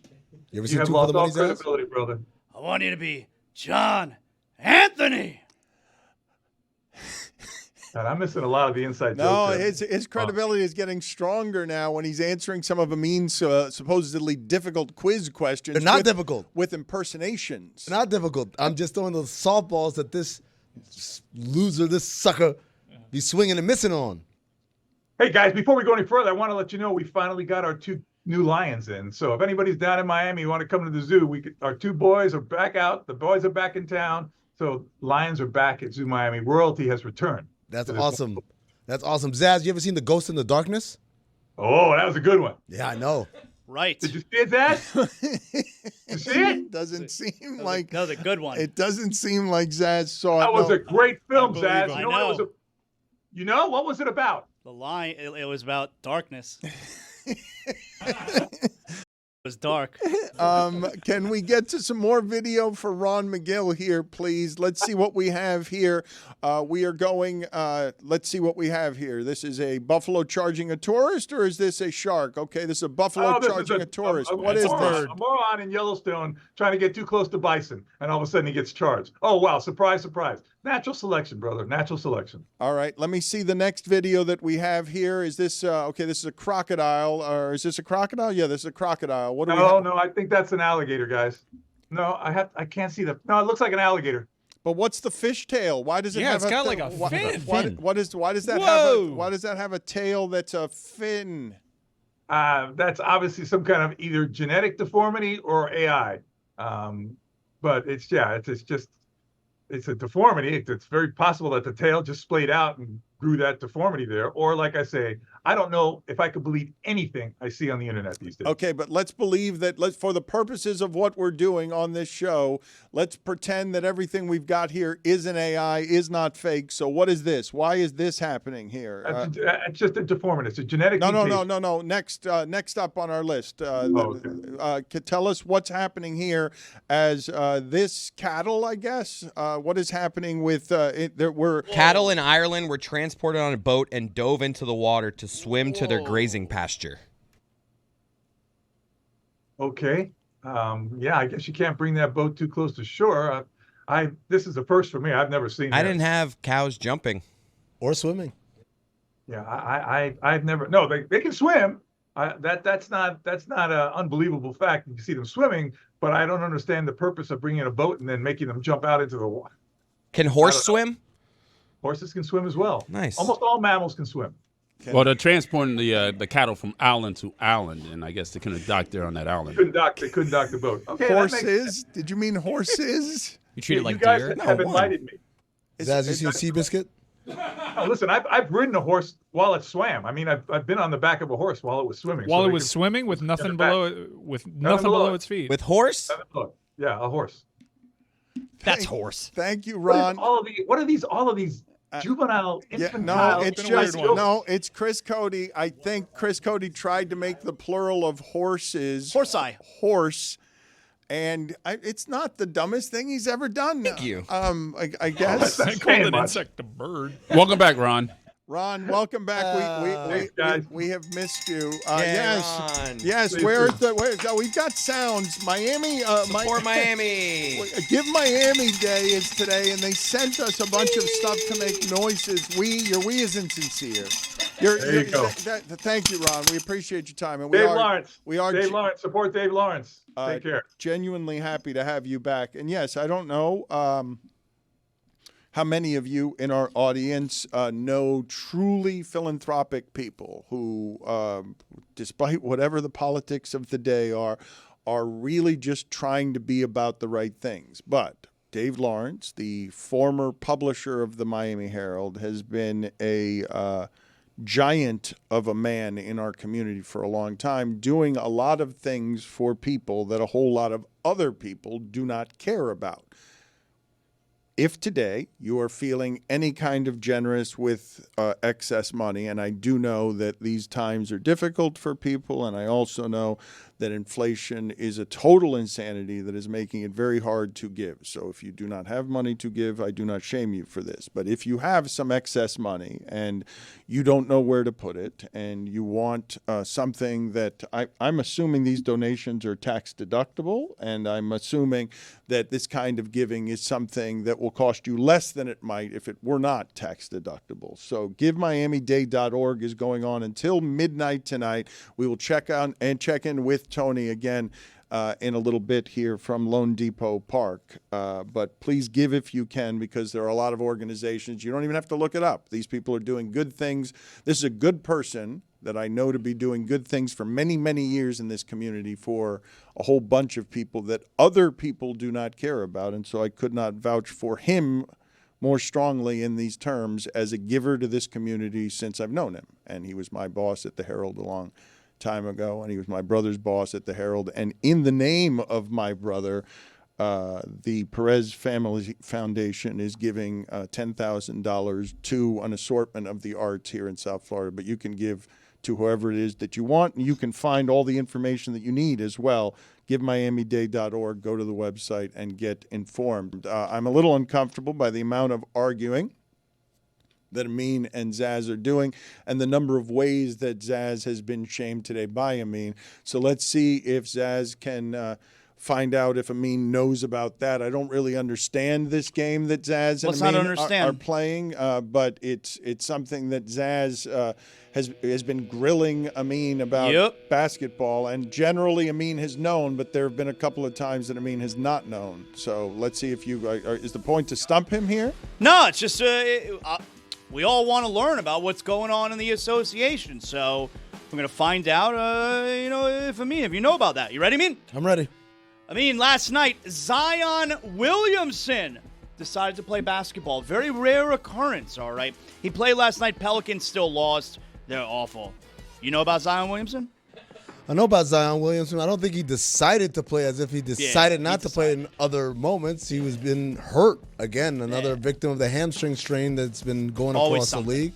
Look, he's hurt. Now, I think he is an example of someone that we can blame for some of his injuries for being out of shape, but this year is not one of them. This year he came in to camp the best shape of his career, and he got hurt.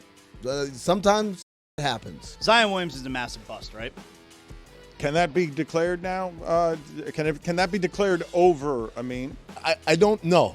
No, not until he doesn't play well, right? Because that's the part with him that's different from like Greg Oden, for example. Is that when he plays, he's amazing. It's just he's hurt a lot. So I think until his play either drops off or he just doesn't play anymore, I don't think we can close the door. But they're such a nowhere franchise that it just feels like his bustiness has ended up just cratering them. Remember, they were one of those franchises. Remember the night that they won the draft lottery and they showed like the room and everyone was freaking out, and it was one of those deals where they got rid of the entire sales staff, because you didn't need a sales staff that was a joke. To sell. No, I think that actually happens. They didn't get rid of him. The joke was like, I don't know if we need a best sales staff, but they did not. Yeah, it kind of happened with the Heat when we got LeBron. But anyway, now all these years later, and it's like, that building's empty, man.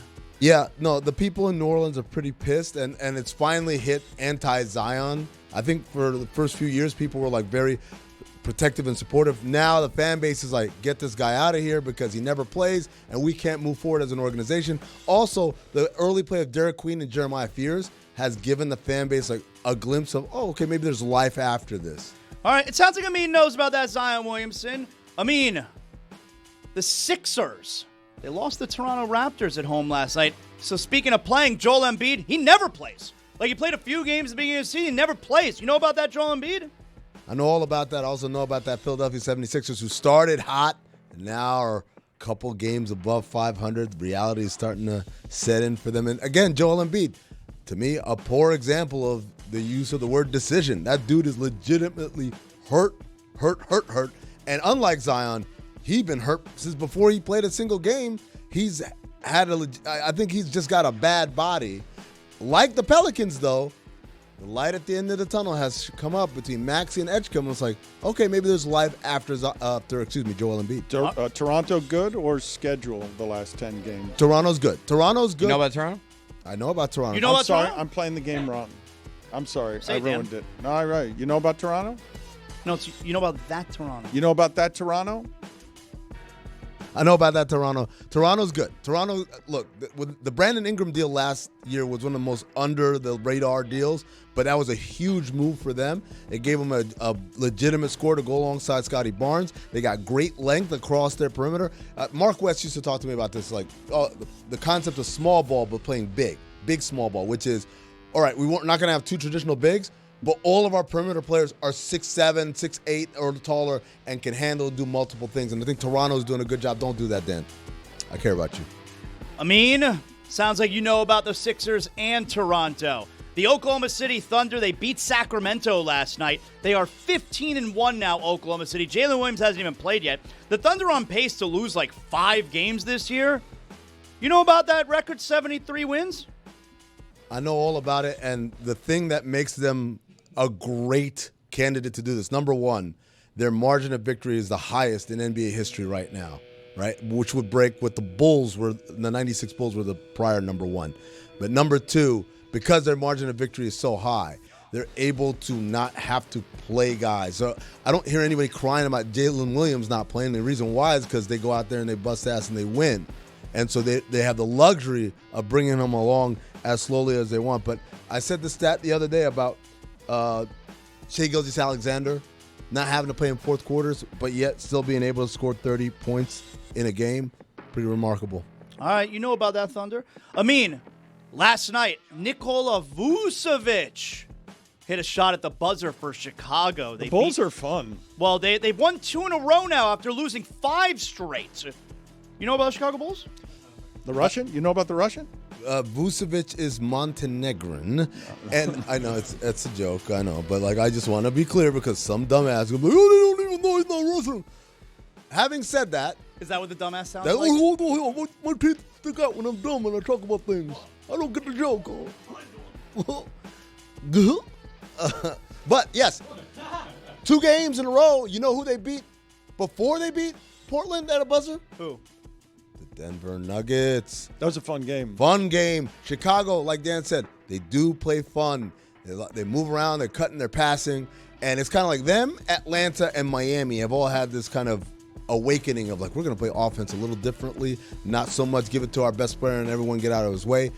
And Josh Giddey is having a phenomenal year. I think I know about them Bulls. Oh, OKC discards. Sounds like you know about them. They're running the sport. Well, they're running the sport. I don't know. I wouldn't call Josh Giddey a discard. They got a good guy for him. I'm just saying that OKC has so much abundance that they can give you a player who can be your number one because they don't need him. Yeah. There was that thing. Heat at Bulls tomorrow. You seen NBA Bull Durham? Cup. Yes, I've seen Bull Durham. I got one more for you, Amin. Okay. Jalen Brunson returned last night for the Knicks.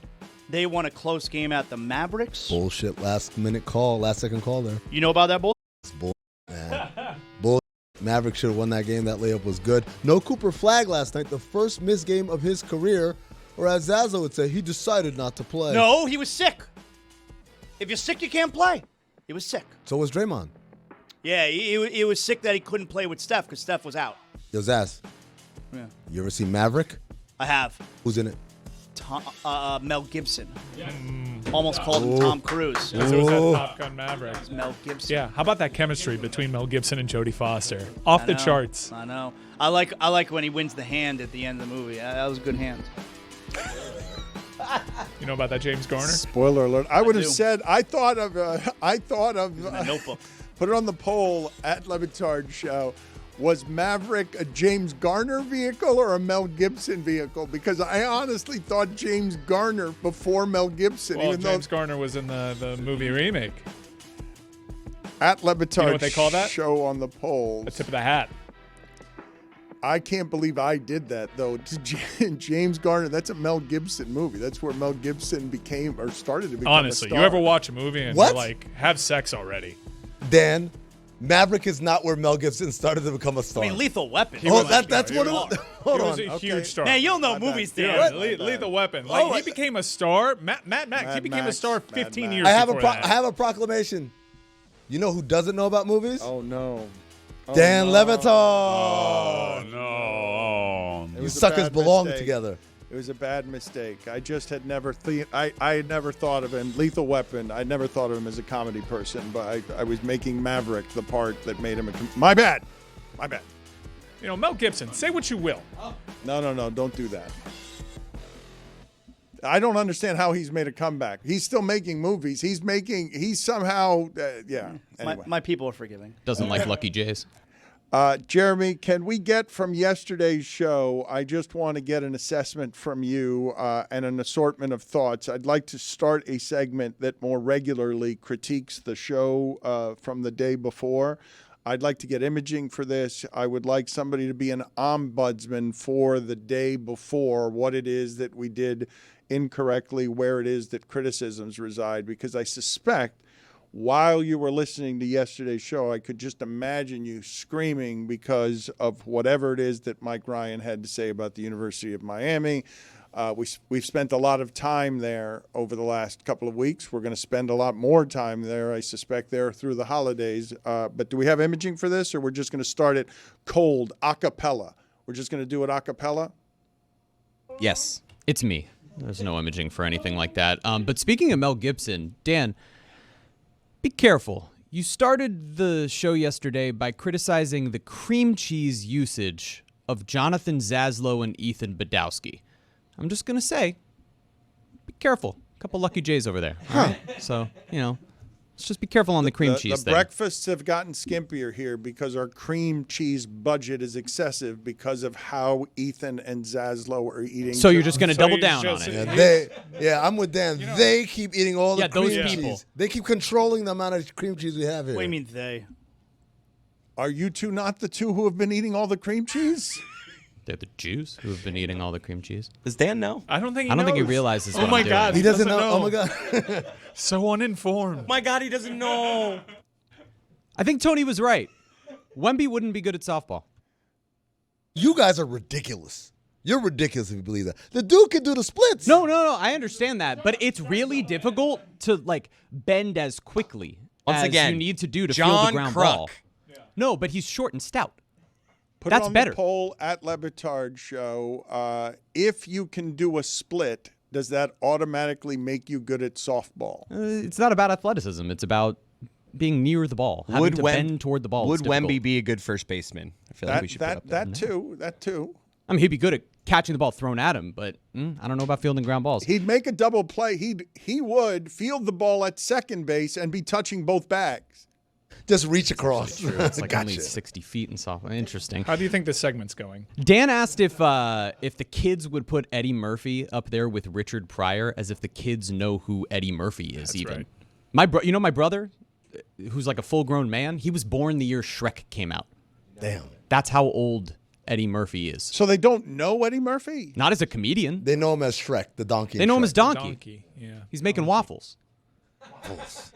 Loves a parfait. But Dan, that idea that you had about watching old sports moments with kids, good idea. That's a really good idea. There you go. Not even a criticism. That's a really Positive. good one. We asked who ruined their legacy more, Ben Stiller or Bill Belichick. And Stiller, loser, nepo baby. Wow. His father's the GOAT, and he's just like out here. Definitely Belichick. He works hard. He's Marcus Jordan. Scrotum face. Good insult. I was surprised RFK didn't make an appearance on yesterday's show. I didn't want to touch that one. And lastly, there was an argument made that there's a world where Ole Miss should miss the playoffs if Lane Kiffin were to leave, while our show spent the overwhelming majority of 2 hours of the show arguing that the only thing that should matter are the games on the field. And I just don't understand sort of the backward line of thinking there, because I am fully you're a decontextualizer with Mike. Viral decontextualization. This is bull. No, I was just asking the question. I wasn't telling you what to think. Sure, okay. So that being said, though, the last observation, Mike's totally right about everything. It is a TV contrivance. It's the SEC College Football Invitational, where all they do is invite the teams that they care about. They've been doing this for a decade, and all that really ultimately matters is their bias against the free state of Florida. They don't like people here. They exclude teams from Florida. It's a bias against those of us living in this free state. Our great governor, Ron DeSantis, needs to step up on behalf of the little guy and get Miami to the playoff. And if not, they should maybe consider, if they're not invited, claiming a national championship. There it is. If they're not given the opportunity, that's what they should do. Now, have they won all their games? No. You probably should win all your games if you're going to claim a national championship. That's how you do it. But they have an opportunity to be excluded from this thing that is clearly just a TV contrivance, and I don't think it's right either, Mike. I'm with you. I'm here in support. Why? Because I'm saying the same things Mike says? It feels like support. The thing, I need your support from Greg Cody there. The thing that's not being talked about, and perhaps you guys can clue me in on this, because it's a giant business, and a few weeks ago they had a different spokesman giving different reasons for why Miami isn't Notre Dame. Paul Feinbaum is now on Miami's side and talking emotionally with his hands a lot in defense of Miami, which is not something I have seen very much of over the years. But is anyone covering or talking about, it's Mack Rhoades, right? Like, they just changed from that guy to the wet sock who came out a couple of days ago and was saying what he had to say. And so now the voice of, hey, somebody's coming out in public on behalf of a giant business once a week, okay, as a spokesman. Giant business. Different than the guy from 2 weeks ago. Hey, wet sock, can you explain this to me? Okay, yeah, I'm the Arkansas athletic director. Let me give you the explanation. What happened to the previous guy? He was less of a wet sock. Is this a made-for-television event or not? When they change voices and faces on who's going to explain the business of this to me, as you guys decide who are the 12 teams, and you're just going to make it up on behalf of this giant business, is anyone reporting like why they changed those two things? Well, Mack Rhoades took a personal leave of absence. If you run a Google, it's not the prettiest situation that he was dealing with, and I know Wet Sock didn't ask for this job. It just kind of landed on his lap unexpectedly. Okay. That's all right. Understand you're not ready for the cameras. Not only did he open up a world of hypocrisy, but the criteria specific to Miami also changed. When Mack Rhoades was there, we'd like to see a little bit more consistency from Miami. 2 weeks ago, absolutely, I agreed. Offensively. Yeah, offensively, they needed to fix that. Now, 2 weeks later, Miami has their second best offense in the last 20 years, and that discussion's out the window. Now it's about Miami being in a different tier. No one knew about this tier thing before, but that's how they avoid the head-to-head discussion. Who's in charge of the tiers? Because Miami's just 3 teams away from Notre Dame. I feel like that's close enough to have a head-to-head discussion, but apparently not. The tier that Miami is trying to get to apparently cuts off right at Alabama, and a huge talking point was, hey, why is Alabama behind Notre Dame? Alabama, because they rig it, has 4 ranked wins, because Tennessee and Mizzou should not be ranked, but whatever. They have a huge thing on their resume that says they've beaten 4 ranked teams. Why is Alabama behind Notre Dame? So they can avoid the discussion. Same reason why Utah's there. Same reason why, BYU, I think it deserves to be even higher than Notre Dame. They rig the entire system. They reverse engineer it with the bottom of the rankings because you don't care about Team 26. You don't care about Team 27. We just cut it off hard at 25, and that's how Arizona State gets to be 25 in the only goddamn poll that it matters. Watch them not rank the winner of SMU Louisville. He's rigged. Watch them not do that. All a giant conspiracy against Miami. He's right. It's a made-for-TV event, and nobody thinks that the U should be there. And to those of you who are looking at me and saying, like, why would they rig it against Miami? It's a U thing. You wouldn't understand. But Mike is right. When he says the lunacy is out there for everyone to see, and the normies are waking up. Incremental games. They're starting to feel the heat. And now it's back in the team's court. When he says that on Twitter, he couldn't be more right. I know you're yanking my crank here, but I'm supporting you. I appreciate even your fake support. I don't know what's going on Twitter these days. You just bought a G-Wagon thanks to crypto. I need your support. Folks, when it comes to competition, Boost Mobile and DraftKings have you covered all year. Compete for free for a share of $4,000 in multi-sport prediction contests throughout 2025. Get in on the action now and play for free for a total of $270,000 thanks to Boost Mobile. Eligibility restrictions apply. Void where prohibited. See DraftKings.com/BoostMobile for details. Zaz had to rush out of here. He's got a flight to catch as part of his college football coverage this weekend. You got to watch some movies on that flight. And I will tell you as he leaves, he's going to come back with stories because I don't believe he owns clothing for Madison, Wisconsin this time of year. Oh, no. I don't believe that he knows what he's headed toward. What's the temperature right now in Madison? Have we gotten to the terrible days of it just feels like nothing but icy cold in your bones, or are we not there yet? Because he didn't tell us he was going to Madison. I have also in front of me an assortment of gifts that we are not using to celebrate what is supposed to be today, before Thanksgiving, during the holidays, a time of giving. Illinois, Wisconsin, really something they're sending them to? 44 degrees out there. Okay. That's actually pleasant. That's not so bad? Okay. He For hasn't gotten Wisconsin? to the bad years yet, or the bad months yet, or the bad weeks. GiveMiamiDay.org is where you go. You've got till midnight tonight. If you're listening to this later in the day, if you're running, we know we're in gyms with you. We know we're in night jobs with you. You've got till midnight, the end of the day today. In partnership with the Perez Family Foundation, on behalf of my late brother, they are giving $10,000 to GiveMiamiDay.org, an assortment of charities that you can get involved with. They've done the vetting for you, so it's not like you have to question where it is that your money is going. This is going to be spent in good places that have been meticulously vetted. Tony is out at Lone Depot Park. They're going to kick him out of there in a second. They don't want him there anymore, no matter how charitable he is. So let's get to Tony's top 5 from Lone Depot. Put the information, please, on the screen, rolling around and near Tony, so people continue to give during what is a one-day telethon on behalf of Giving to Miami. And let me remind people, Tony's Top 5 is presented by Smirnoff, the official vodka sponsor of the National Football League. Smirnoff, please drink responsibly. The Smirnoff Company, New York, New York. Vodka, 40% alcohol by volume. Let's get going, Dan, Tony. great to be with you from Lone Depot Park. Yes, sir. We are actually $17 million donated right now. I don't know if it's over my shoulder right there. $17.2 million donated.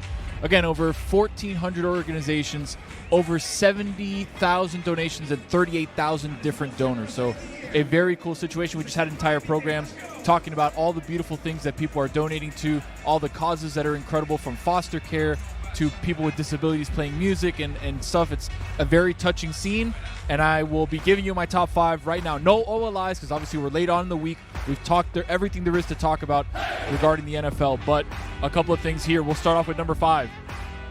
Dano, that Davis Mills throw. I know you know the throw I'm talking about. That was a special throw, Dan. I mean, every once in a while he's going to make a special throw. The Texans shouldn't be saying no way to trading Davis Mills. How many games have they won since he's been the starting quarterback? All of them. Seems to be doing just fine with that pressure up the middle, Dan. Yep. All right, number 4, keep an eye on the 49ers. Brock Purdy looks solid against a good Arizona defense. That NFC West is a mother. And I think that Brock Purdy and the 49ers can sneak into a little something if they start getting healthy on the defensive Not side. again. We're not going to do this again with the the 49ers, are we? We're going to do this again with the 49ers? Fred Warner's too much. Bosa and Fred Warner. If he does that, Kyle Shanahan. Woo! Put that on the poll. Put it on the poll at Le Batard Show, Juju. Kyle Shanahan, if he does that, woo!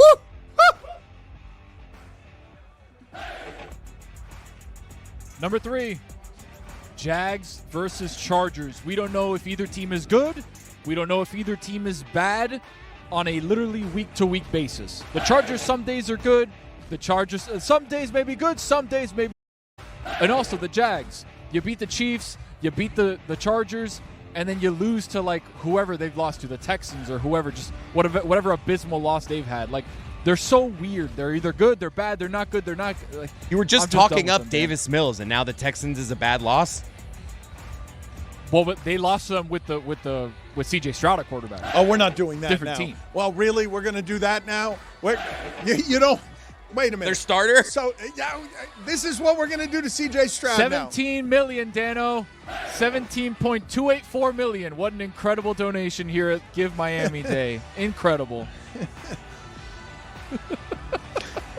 Please donate if you're listening Number to this. 2. All right, number 2. Kneeling with almost 3 minutes left in the Cowboys-Raiders was sickening. There's no room for that in our sport. Zazzle likes to talk about no punching in our sport. How about no kneeling with 2.5 minutes left in the game? How about that? How about you go punch it in and score a touchdown? Who cares what the score is? How about that? Sickening. Nope. And number 1, probably the biggest news of the entire weekend. The Chiefs, and more so, the shipping container got debacled. A debacling happened, Dano. Debacled. Okay? We got debacled. Yeah, thank you. That's number 1. The Chiefs and the shipping container got absolutely debacled. I'm sorry you guys lost more than $5,000 on a Nick Wright bet. Tony, thank you for the work that you did out there. Get out of there. It is loud. It is loud.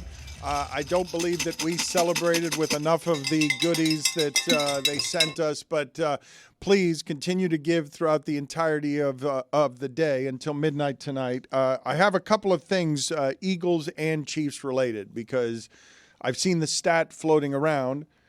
The Chiefs' offense this year scores more per drive than any of the offenses before it. They're 0-5 in close games. All of a sudden, they go from how we talked about them last year when they were 11-0 in one-score games to they know how to win, they're clutch, Mahomes is the best. This year, they're better offensively per drive scoring, but they lose the one-score games, and now they play at home against the Colts. And now they're in danger of being 5-6 and having the same record, same number of wins as the Dolphins, a worse record than the Carolina Panthers. Meanwhile, the Eagles have this funny problem. When we talk, about how much basketball has changed, football changing in this regard is funny. It's a funny thing to watch. Jalen Hurts is said to be unpopular with his teammates, primarily his offensive teammates, because they play a conservative, constipated style of football that wins, obviously, in a way that is more than any other team in the sport. But the emphasis is, Jalen, we always win when we win the turnover battle. So, all that matters from the new age quarterback on a champion is don't turn the ball over. Don't throw into tight windows in zone. Don't do all the things that people are doing in football all over the sport. And now what happens? His wide receivers hate him because they'd like to make some money and be good at offense because they can be, because they're great. What a funny thing to have happen in that risk-averse sport where the greatest champion that wins all the time, the receivers are really getting mad at their quarterback. Throw into a tight window. No. I'm going to tuck the ball because we win every time I don't turn the ball over. Yes. It's a funny controversy to have in the middle of a team that's won 24 of 27 games. But Dan, that's the beauty of professional sports, right? Professional team sports. It's the balance of your individual goals within the greater agenda of winning. That's what Draymond Green was talking about 2 weeks ago or whatever it was. Like how do I make myself look good enough to get paid, but also do what the team needs to get wins? I'd like to bring in Pablo Torre here because the work that he's doing with a team of journalists requires it's just not a lot of work, effort, and caring. He's doing a lot of work that other people are not doing, even on well-traversed ground where it's difficult to do new work. So you're attacking something here that is conversationally, it looks, based on your reporting and collaboration you're doing with Mother Jones Magazine, that Riley Gaines, with your podcast, it's being shown how it is that she was used and how all of this was maneuvered politically. And so tell us, Pablo, what it is that you're reporting with Mother Jones here so people can get caught up on whatever it is you think you know about this. There's some fact-based reporting here that will show you that there's been what looks like a great deal of maneuvering and manipulation strictly for a very easy, profitable grift. Yeah, there's a segue here somewhere between Tony's top 5 and Riley Gaines, the most famous 5th place finisher, I think, college sports history, but I am not here to talk about such jokes. The thing that this story is about, though, is the #1 politically impactful sports story in America. And it's Riley Gaines, who is this former University of Kentucky swimmer who has become, over time, someone who has become the face of what it means to win elections in America in 2025, just like hammering this issue, keep predators out of women's sports, predators meaning trans people, according to her, and the MAGA movement, as well as the face and the voice of people who've been victimized by such athletes. And so what we did with Mother Jones in collaboration with them and the Center for Investigative Reporting was actually profile Riley Gaines, who is this incredibly important person in politics and now in sports, having been a person who tied for 5th with Leah Thomas, the trans swimmer at the NCAA championships now 4 years ago. And the thing we were studying was like, when did this all escalate to the point where not only can you make money off of this, Dan, but you're actually somebody who has a leadership center named after her. You're actually somebody who's appearing dozens upon dozens upon dozens upon dozens of times on Fox News, is praised by name in person by President Trump at the White House as they're banning trans athletes and in the process declaring victory as they are the people who are arguing this is an 80-20 issue. The 20% of you woke libs are getting it wrong. We're winning this 80% of the time.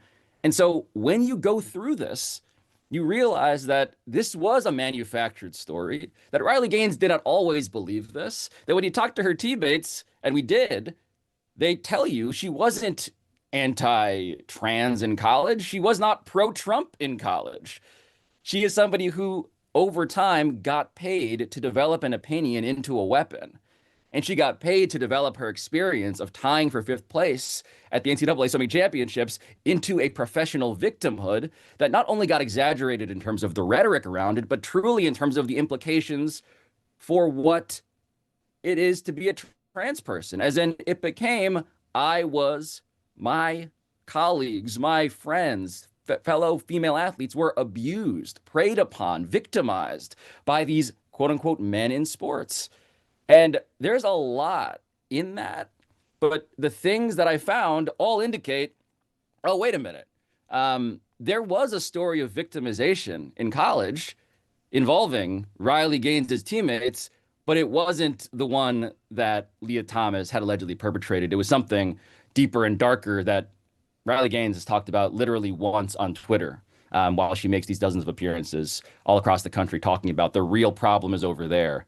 She doesn't want to talk about this specific thing, which is, I think, the big part of the story that we reported. Pablo, just a person I wanted to speak with. Team A is come on, you can't keep Team B doing is this. 8-2. You can't do this. Team A and Team B played a football game. You can't do this every time, Mike, with this. All right. So just based on the fact that Donald Trump credited Riley Gaines for his reelection, do you believe that if Riley Gaines beat Leah Thomas by a millisecond, that Donald Trump is reelected as president of the United States for a second time? I had not phrased it in my head until Roy just put it that way. we may be living in a different America. That is how insanely important this issue and resonant this issue seems to be. And the whole thing, Roy, like why that's a good exercise here is not just because what a crazy sliding doors possibility. It's that there is now this entire population of people who claim to really care about women's sports.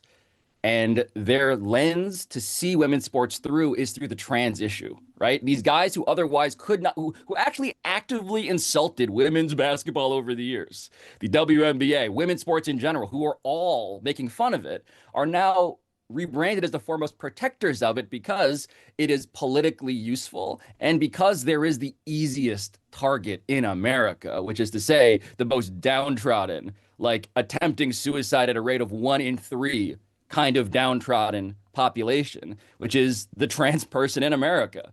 And so the trans athlete, the reason why there's this other story that I've been trying to tell people is because, and this is sort of spoiling the episode, so please go and listen to it in the way the chef intended. But the real thing you have to understand is that at the University of Kentucky, one of Riley Gaines' best friends, as she calls him in her book, somebody who she's called a really good coach over the years, someone she's been very close to, is the head coach of the UK women's swimming team, the former head coach now, a guy named Lars Jorgensen. And Coach Lars himself was accused of rape by multiple teammates on that same UK swim team that Riley Gaines comes from. And that premise of why do you not know the story of an actual male predator inside of the locker rooms that Riley Gaines and Donald Trump are trying to defend, right? The sanctity of, the safety of, the protection of these women. Why does no one know about that story? Why does Riley Gaines literally, except for one tweet, never even acknowledge that it happened? It speaks to the entire, not just like hypocrisy, but the mutant version of how the safety of women is being used against the interests of women. And it's not just like whataboutism. It's literally the question of we are always trying to figure out who gets to get the protection and the attention of Americans at a time when that is scarce and very competitive. And what Riley Gaines is telling you is look over at the time that I tied for 5th place at the NCAA swimming championships. That is like sexual assault. Remember when she went back and forth with Simone Biles, right? Simone Biles, actual victim of Larry Nassar, basically made those things equivalent. She herself has experienced this thing. And so I'll just quote one of Riley's teammates, and forgive me for going on about this, but because I just need to sort of put this in full context. What one of Riley Gaines' teammates told us, Trinity Ward, on tape with her own face, which is incredibly brave to do, is all the time she goes out and people ask her, because she tells them I swam for University of Kentucky, oh, do you know Riley Gaines? And she asks them in response, do you know about Lars Jorgensen? And what Trinity Ward said to us is, and this is me paraphrasing, it's really hard for me to care about Riley Gaines tying for 5th place when our head coach was accused of raping our teammates. And like, that is not abstract. That is the reality of the locker room that has become this social experiment for American politics to fight it out over. And somehow the biggest story about the predation of our actual young women in sports gets entirely ignored until you get a former teammate like this speaking out about it. As I have mentioned a number of times now, Pablo Torre finds out it's very difficult work to do. It's a special collaboration with Mother Jones Magazine. It requires a great deal of vetting, a great deal of lawyering. All of this work is mostly work that other people are not willing to do. So I salute you for doing it. But when you think of the most important things that you're trying to do with this particular episode and the storytelling, I'm assuming from what it is that you're saying that the macro here that you're, for all of the revelations, what they are, the disgust that one must have at the idea of politics being used this way when you have to ask the largest question of who are we protecting here if you're going to allow a rapist to roam the locker room while allegedly, right? No, yes, thank you for that. But when in front of you, the most famous story involving Riley Gaines doesn't have anything to do with protecting women. It's crazy, man. And there is like a dark comedy in this. Like the thing you think you should be paying attention to is over here. The actual crisis in women's sports, which any female athlete can tell you, which largely involves, by the way, men in positions of power. Like the irony, Dan, the sheer irony, right? And the reason I have to say alleged is because all of this, of course, is very carefully legally vetted. And I want to be very careful about all of this. But the question of what about men in female locker rooms in college? It's like they already exist. They're called the coaches.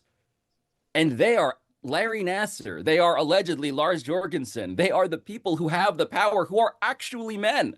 Like, we're not disagreeing that there are men who prey upon women, young women in sports. The question is, which ones, allegedly, should you care about? And so what's crazy also is that over time, like Riley Gaines has given so many interviews to various podcasts, conservative outlets, TV networks over time that you see the rhetoric, Dan.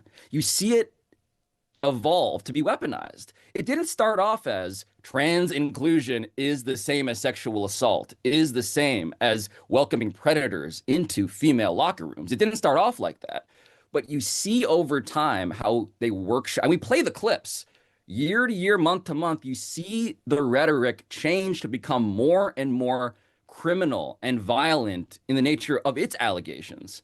And it becomes something that many people, many parents, again, as the father of a daughter, right? I hear from people now in my mentions who are like, how dare you betray your blah, blah, blah, blah, blah. You're an embarrassed, blah, blah, blah, whatever.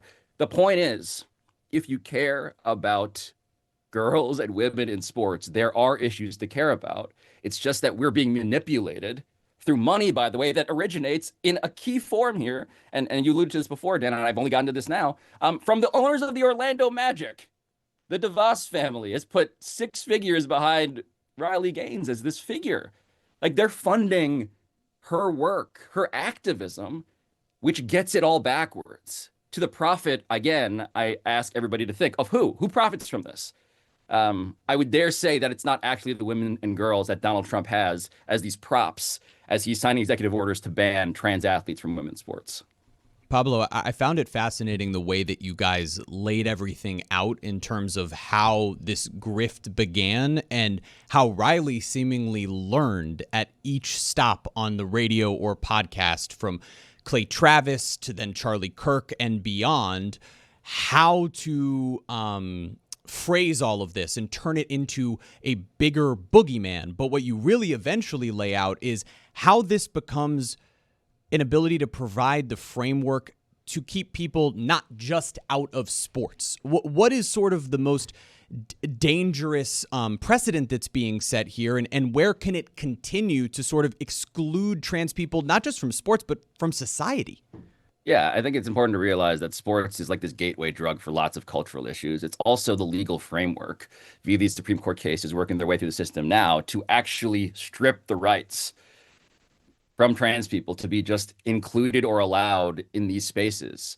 And I think there is an enormous sort of paradox of like, how can this problem, which is vanishingly small in real life, right? So again, the numbers per the president of the NCAA is that there, at last check, were fewer than 10 varsity D1 level trans athletes, right? So that's less than 0.02%. That's the moral panic that swings elections. That these legislations, these bills, these legislative efforts that are spreading across America in state houses where they can't find the trans athletes to justify the actual legislation, can't find the people, the offenders to like parade in front of courthouses. None of that matters because the rhetoric has been so persuasive around how dangerous they are, how predatory they are. And so sports being the place where you can officially ban them from public, or at the very least from sports spaces, leads to then what about in the rest of American life? And it's nuts, man. It's all like you can have a debate, a rightful debate about scientific advantage, right? What advantage did Leah Thomas have physiologically, even after testosterone suppression therapy? We've done episodes about that. This is not an episode about whether an athlete who went through male puberty is better in the abstract than a female athlete who didn't go through male puberty. That is not the debate.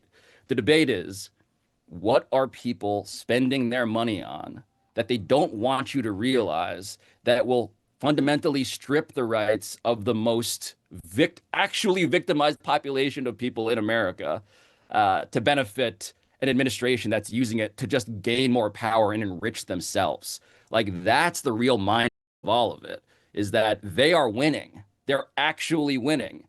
And they're running the same play over and over and over again, like an NFL team that's just running the ball or 50 times in a row. Or like the SEC when it comes to the college football playoff. What has the Utah Utes done to deserve the number 12 ranking? Just a week, Pablo, look into this. A week after they named the AD to the I'm sorry to do this to you, Mike. Minor penalty, 2 minutes for verbal diarrhea. Twins over Jeff Sims. Open your eyes. The thing that I have failed to get to with Pablo is him and his team getting nominated one of the 10 best podcast episodes, according to Apple, of the year. The only one in the sports category, because you can't count Travis and Jason interviewing a relative about, you can't, no, we're not doing that. We're not doing Taylor Swift gets to be in the sports category. Be respectful. What? Be respectful. My good friends, the Kels brothers. The Kels brothers? I mean, but that doesn't put that in the sports category. That was an interview with Taylor Swift. The only thing in sports that was deemed worthy of best episode in podcasting over the last year was Pablo Torre. But before we get to that, can you explain to me the new reporting that you did and Mother Jones did on where the money was coming from on the Orlando Magic and this very rich family that does things like this easily with money that's easy for it to spend? Yeah, Betsy DeVos, man. Like, she is the DeVos family is crazy, right? There's Eric Prince, the guy behind Blackwater, which is like the paramilitary private defense contractor. He's like in the picture. He's in the family tree. But she herself is someone who is not merely like very intertwined, I would say, with the Trump administration. She is also, her family is, alongside Rich DeVos. They own the Orlando Magic. And I think if people cared more about the Magic, maybe Kevin Clark is like the only person I know who even vaguely cares about the Orlando Magic. Maybe that would be a thing people really thought about more. But it's coming from NBA owners. And look, I'm not even asking anybody to pick a side on like the whole, like, again, should trans athletes be allowed to play in women's sports thing. I just think it's fascinating that there has been in the league, in the NBA this entire time, this multi-billionaire family that is actively using its money and laundering its own image using, like, what's the Orlando Magic mascot called? What's his name? Stuff the Magic Dragon. They are using Stuff the Magic Dragon as this political beard behind which they're like puppeteering, I think, a corruption of certainly women's sports, but also politics itself. It's some pretty bad stuff. You did that on purpose? That's all I had at the end. I'm trying to just sprinkle in stuff because I know your audience is like mad at me for like getting the vegetables all up and the stuff. He's promoting his episode. He comes on here, and I should have kept it to 5 minutes, and instead we talked to 20 minutes. What's the chat like on YouTube right now? Are they happy with me? Or are they live? We know better than to put you on live. Look, you can imagine. I don't need to explain to you how it is that you are presently being blamed for ruining everything that we do around here with your journalism, with your Mother Jonesing. But you did. This is how you become a top 10 episode for Apple. And I will tell you, I don't know if you know this or not.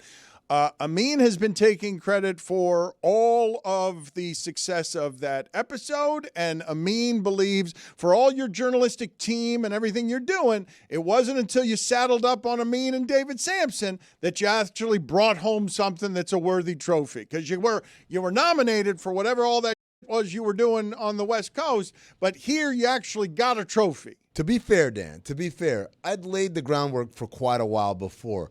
I did the haunted house. I did the chicken misses from Giannis, chicken eligible free throws. Like all that. He's been working you. Pablo has been working you. But this Kawhi Leonard story, this is the pinnacle of our journalistic integrity.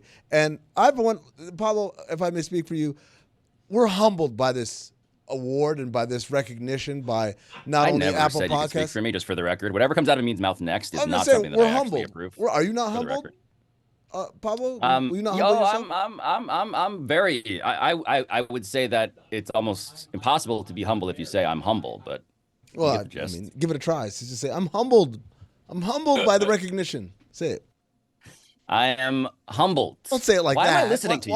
Why am I saying listening to a meme? Why are you saying it like a kid who's told to say, I'm sorry for breaking your stupid vase? He doesn't want to say he's been humbled by anything. He's not. He's not humbled. He's I've not been. You know humbled. what? He's not humbled. I've been emboldened.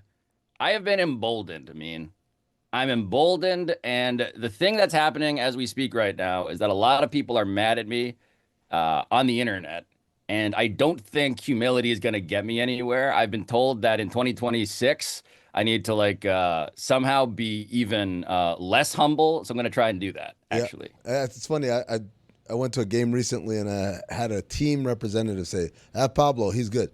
Arrogant son of a bitch, though. Oh, but can you imagine what's Who was it? Who said it? I mean, look, if you guys want to talk about the process, Pablo Torre's career started with trying to dissect what Daryl Morey was trying to reinvent in Philadelphia. This is where Sam Hinkie, but all look same. You know? And also, that's not where it started. His career started with the money thing, how the guys all blew their money, right? Wasn't that your big first story? Some people have alleged that it started there. Billy Corbin would maybe agree, given that I don't want to get into a beef with Billy. I love Billy. What am I doing? Okay, regardless, his career, what's happened over the last year of Pablo, if you believe that some of the things that he has won, that any of the things that he's added to his resume are humble, you're not paying attention to what he wants as a destination. He wants to be able to show the entirety of the internet, my facts are so strong, I'm impenetrable. And he's done so. And now he's come to this story because this one's hard to do. Like this, what happened? What? Well, you know what's happening, Amin, actually, is that, and I do want to credit Amin for being a leg of the tripod. What is happening in my mentions, actually, is that Dan is turning into the George Soros of journalism. People are saying, who is funding Pablo Torre finds out? Who's the dark money source? And I'm like, you could watch him on YouTube every day. He's sitting in that chair over there, sweating about how much money we're spending. Worried about the That's billionaires actually what's coming happening. after us when you get one of these facts wrong. Pablo, how did you feel about Jordan hitting you with a "you're welcome"? I just want her to come on the show. Can we get that? Can you be my more charming proxy and convince Jordan Hudson to come on the show? That's how you can add value to the enterprise here, because that's where this whole thing is going. He's already added value. Yeah, come on. No, I'm saying more value. More value. That's right. Yeah. That's right. Added value. What do I value. do? How do I do this? Do you just DM these people? How do you do it? Well, I know how you do it. I'm saying, how does someone who wants to be successful? I think we got to assign Amin to like an adult co-ed cheerleading contest, and you have to cover it, and you have to embed. I think Amin needs to actually join an adult co-ed cheerleading team, and then befriend Jordan Hudson. Ask him about the quality loss. No, stop! Get away! We're not talking about this anymore. We had it on. See you later, Pablo. Good seeing you. Good talking to you. And keep up the good work. Pablo Torre finds out. I will tell you that. Thank you for the money and for saving journalism, Dan. Couldn't do without you. Not a joke. You're welcome. I know I keep saying that the work that he's doing is difficult to do, but if anyone has been sort of built for these fights because he's going to try and win them with facts, he's not getting more humble, though. He's out of control. His head, like, you don't understand what getting the universal applause of what used to be the blue check marks. For Pablo, great, you're better at journalism than anybody. Like, there's no greater applause you can give Pablo. Called him an arrogant son of a bitch. But humble isn't going to be one of the things. He's winning all the awards. Like, he's not going to get more humble from here. He would have to be humbled by making a mistake, by tripping and getting something wrong. I don't think he really cares about the awards. I think he cares that he's getting stories that nobody else is getting, though, and that they're getting traction. Well, they get traction because it's hard. Look, he's doing the hardest thing the hardest way. Be at the trough where everyone else is and do the hardest things better than anyone else is doing them. Like, that's not a lane anybody else wanted the challenge of taking. It's a very hard lane to take. This story is a perfect example. Like, I've been pretty locked in on this story as it's evolved over the last several years, and there were several things in here that I had never heard and learned because of the work that Pablo does with this other journalist. It's spectacular. He's trying, what he is attempting to do with that podcast is the highest degree of difficulty, which is, can I exceed the standard of being at the thing everyone else is talking about and still consistently surprise you with fact-based reporting that makes even the people who feel the most informed be like, holy, I didn't know it was like that. Talking like Zaz. That's right. It's Thursday Thunder, and it's presented by DraftKings. DraftKings! The crown is yours. Juju, what you got? What up, y'all? Thursday Thunder yet again. Back on the block, and we're going to win, baby. First leg, Tyrell Shavers for over 1.5 receptions tonight. Josh Allen, he's already been depleted of Dalton Kincaid.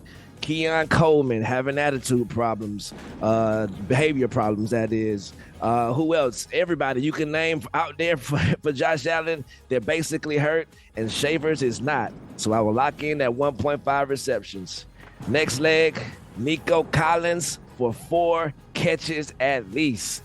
Come on, man. He the superstar in Houston. Who else he gonna throw to? You dig it? Lock that in.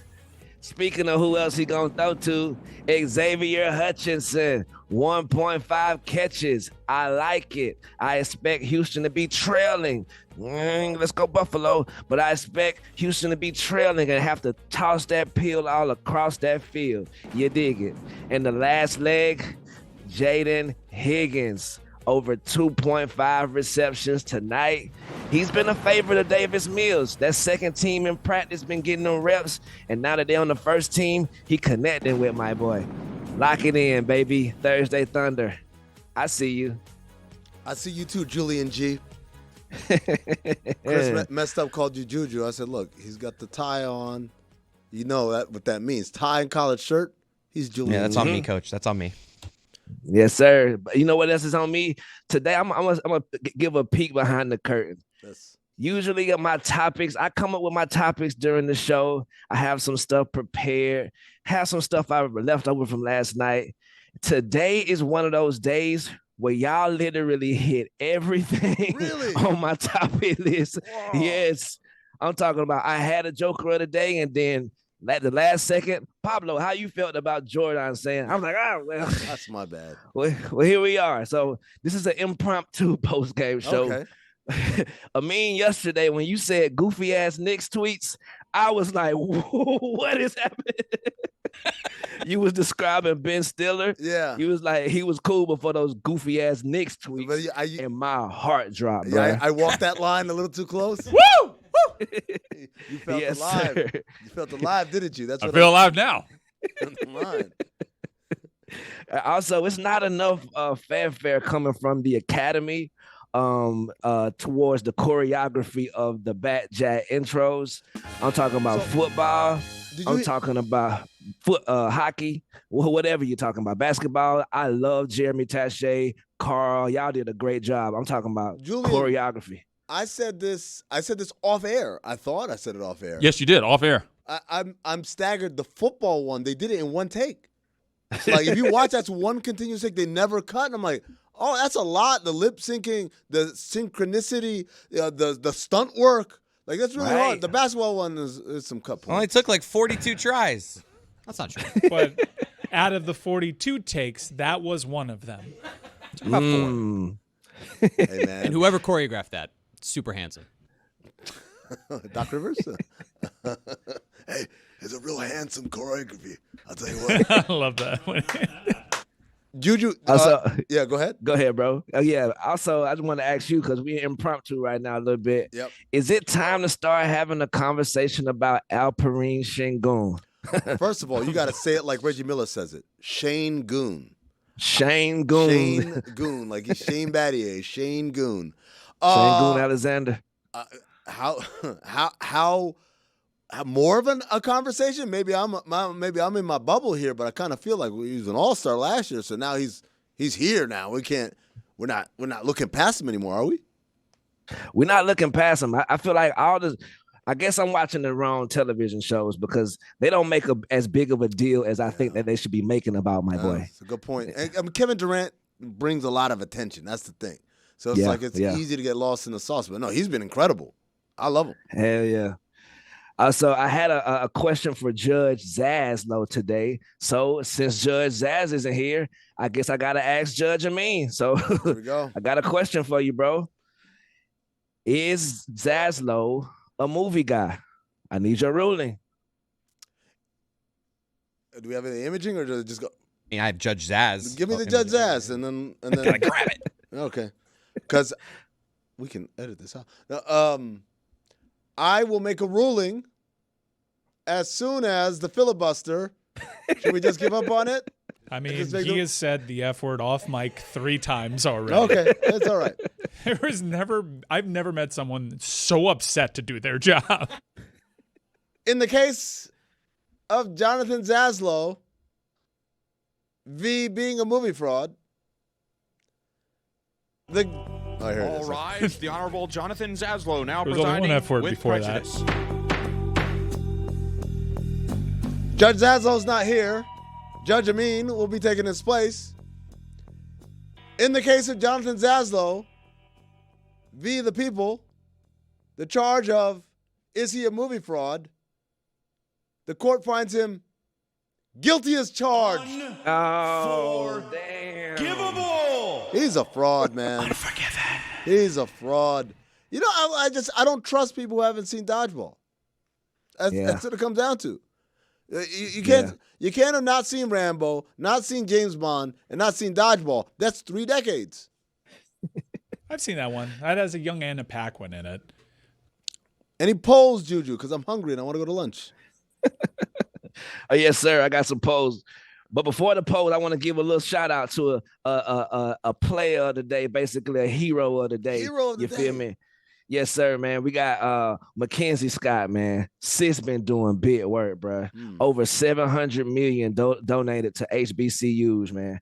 Oh, that's almost $1 billion. That's a lot of money. In donations. You feel me? Like, bro, hats off to her, as well as the brother Bryce Dunlap, man. Can't go without saying thank you to little bro and his family. 21 years old and passed away suddenly. All the prayers and wishes with the family. But the family donated the liver to Bernie Kosar and saved his life. You feel me? So hats off to both of those people, man. Salute. Very giving. Juju, Yes, what are the polls? Is basketball a winter sport? 62% of the audience says yes, it is. I mean, if you haven't, go ahead. Sorry. If you haven't seen Dodgeball, should all your movie opinions be disqualified? Come correct, audience. 81% of the audience says yes, they should be disqualified. Well done by the audience. Julian, do you know what the other 19% are? What are they, brother? Suckers. Will Wemby make a great first baseman? 53% of the audience says no, he wouldn't, Chris. Thank you. He could do the splits. Doesn't matter. Damn. Guy can't field the ground ball. He's too tall. I think we put him in the wrong spot. I think we put him over there in left field and dare somebody to try it. You did. All right, that's or maybe not. Just robbing home runs without jumping. Right. For sure. Is the movie Maverick a James Garner vehicle or a Mel Gibson vehicle? 65% of the audience says Mel Gibson vehicle. No. The other 35% is Greg Cody. Right. Other 35% are Lucky Jays. And before the last poll, I want to remind the audience to go listen to Sebastian Maniscalco on South Beach Sessions. Good gosh, oh moly, bro. Saturday Night Live just did a skit about my boy last week. I'm talking about he is rolling right now. And his podcast is one of the only other podcasts I listen to besides this one and Salute to Joe Budden. You guys hear this? This guy named Julian. He listens to my podcast. Right. Hey, also check out the alley-oop. Oh man, thank you, brother. Appreciate it. You know, I'm not that guy. I got to get better at that part of it. You feel me? Julian and Krista Crick. They talk about basketball. Yes, sir. And this is the weekend for Friendsgiving. A lot of Friendsgiving around the world. Thanksgiving next week. So remember, while you having the Friendsgivings and having all the fun, everybody ain't got a lot of friends. You feel me? So even if you're not going to invite them, at least call your friends, check up on your partners, because this holiday season be lonely, bruh. It's just as fun as it be for the families, it's as lonely as it is for the rest of the world who's not necessarily having a lot of family right now. So salute. Last poll, Kyle Shanahan. If he does that, 79% of the audience says yes. And those are your polls. Hello. Thank you, Julian G. Oh, thank you, Julian G.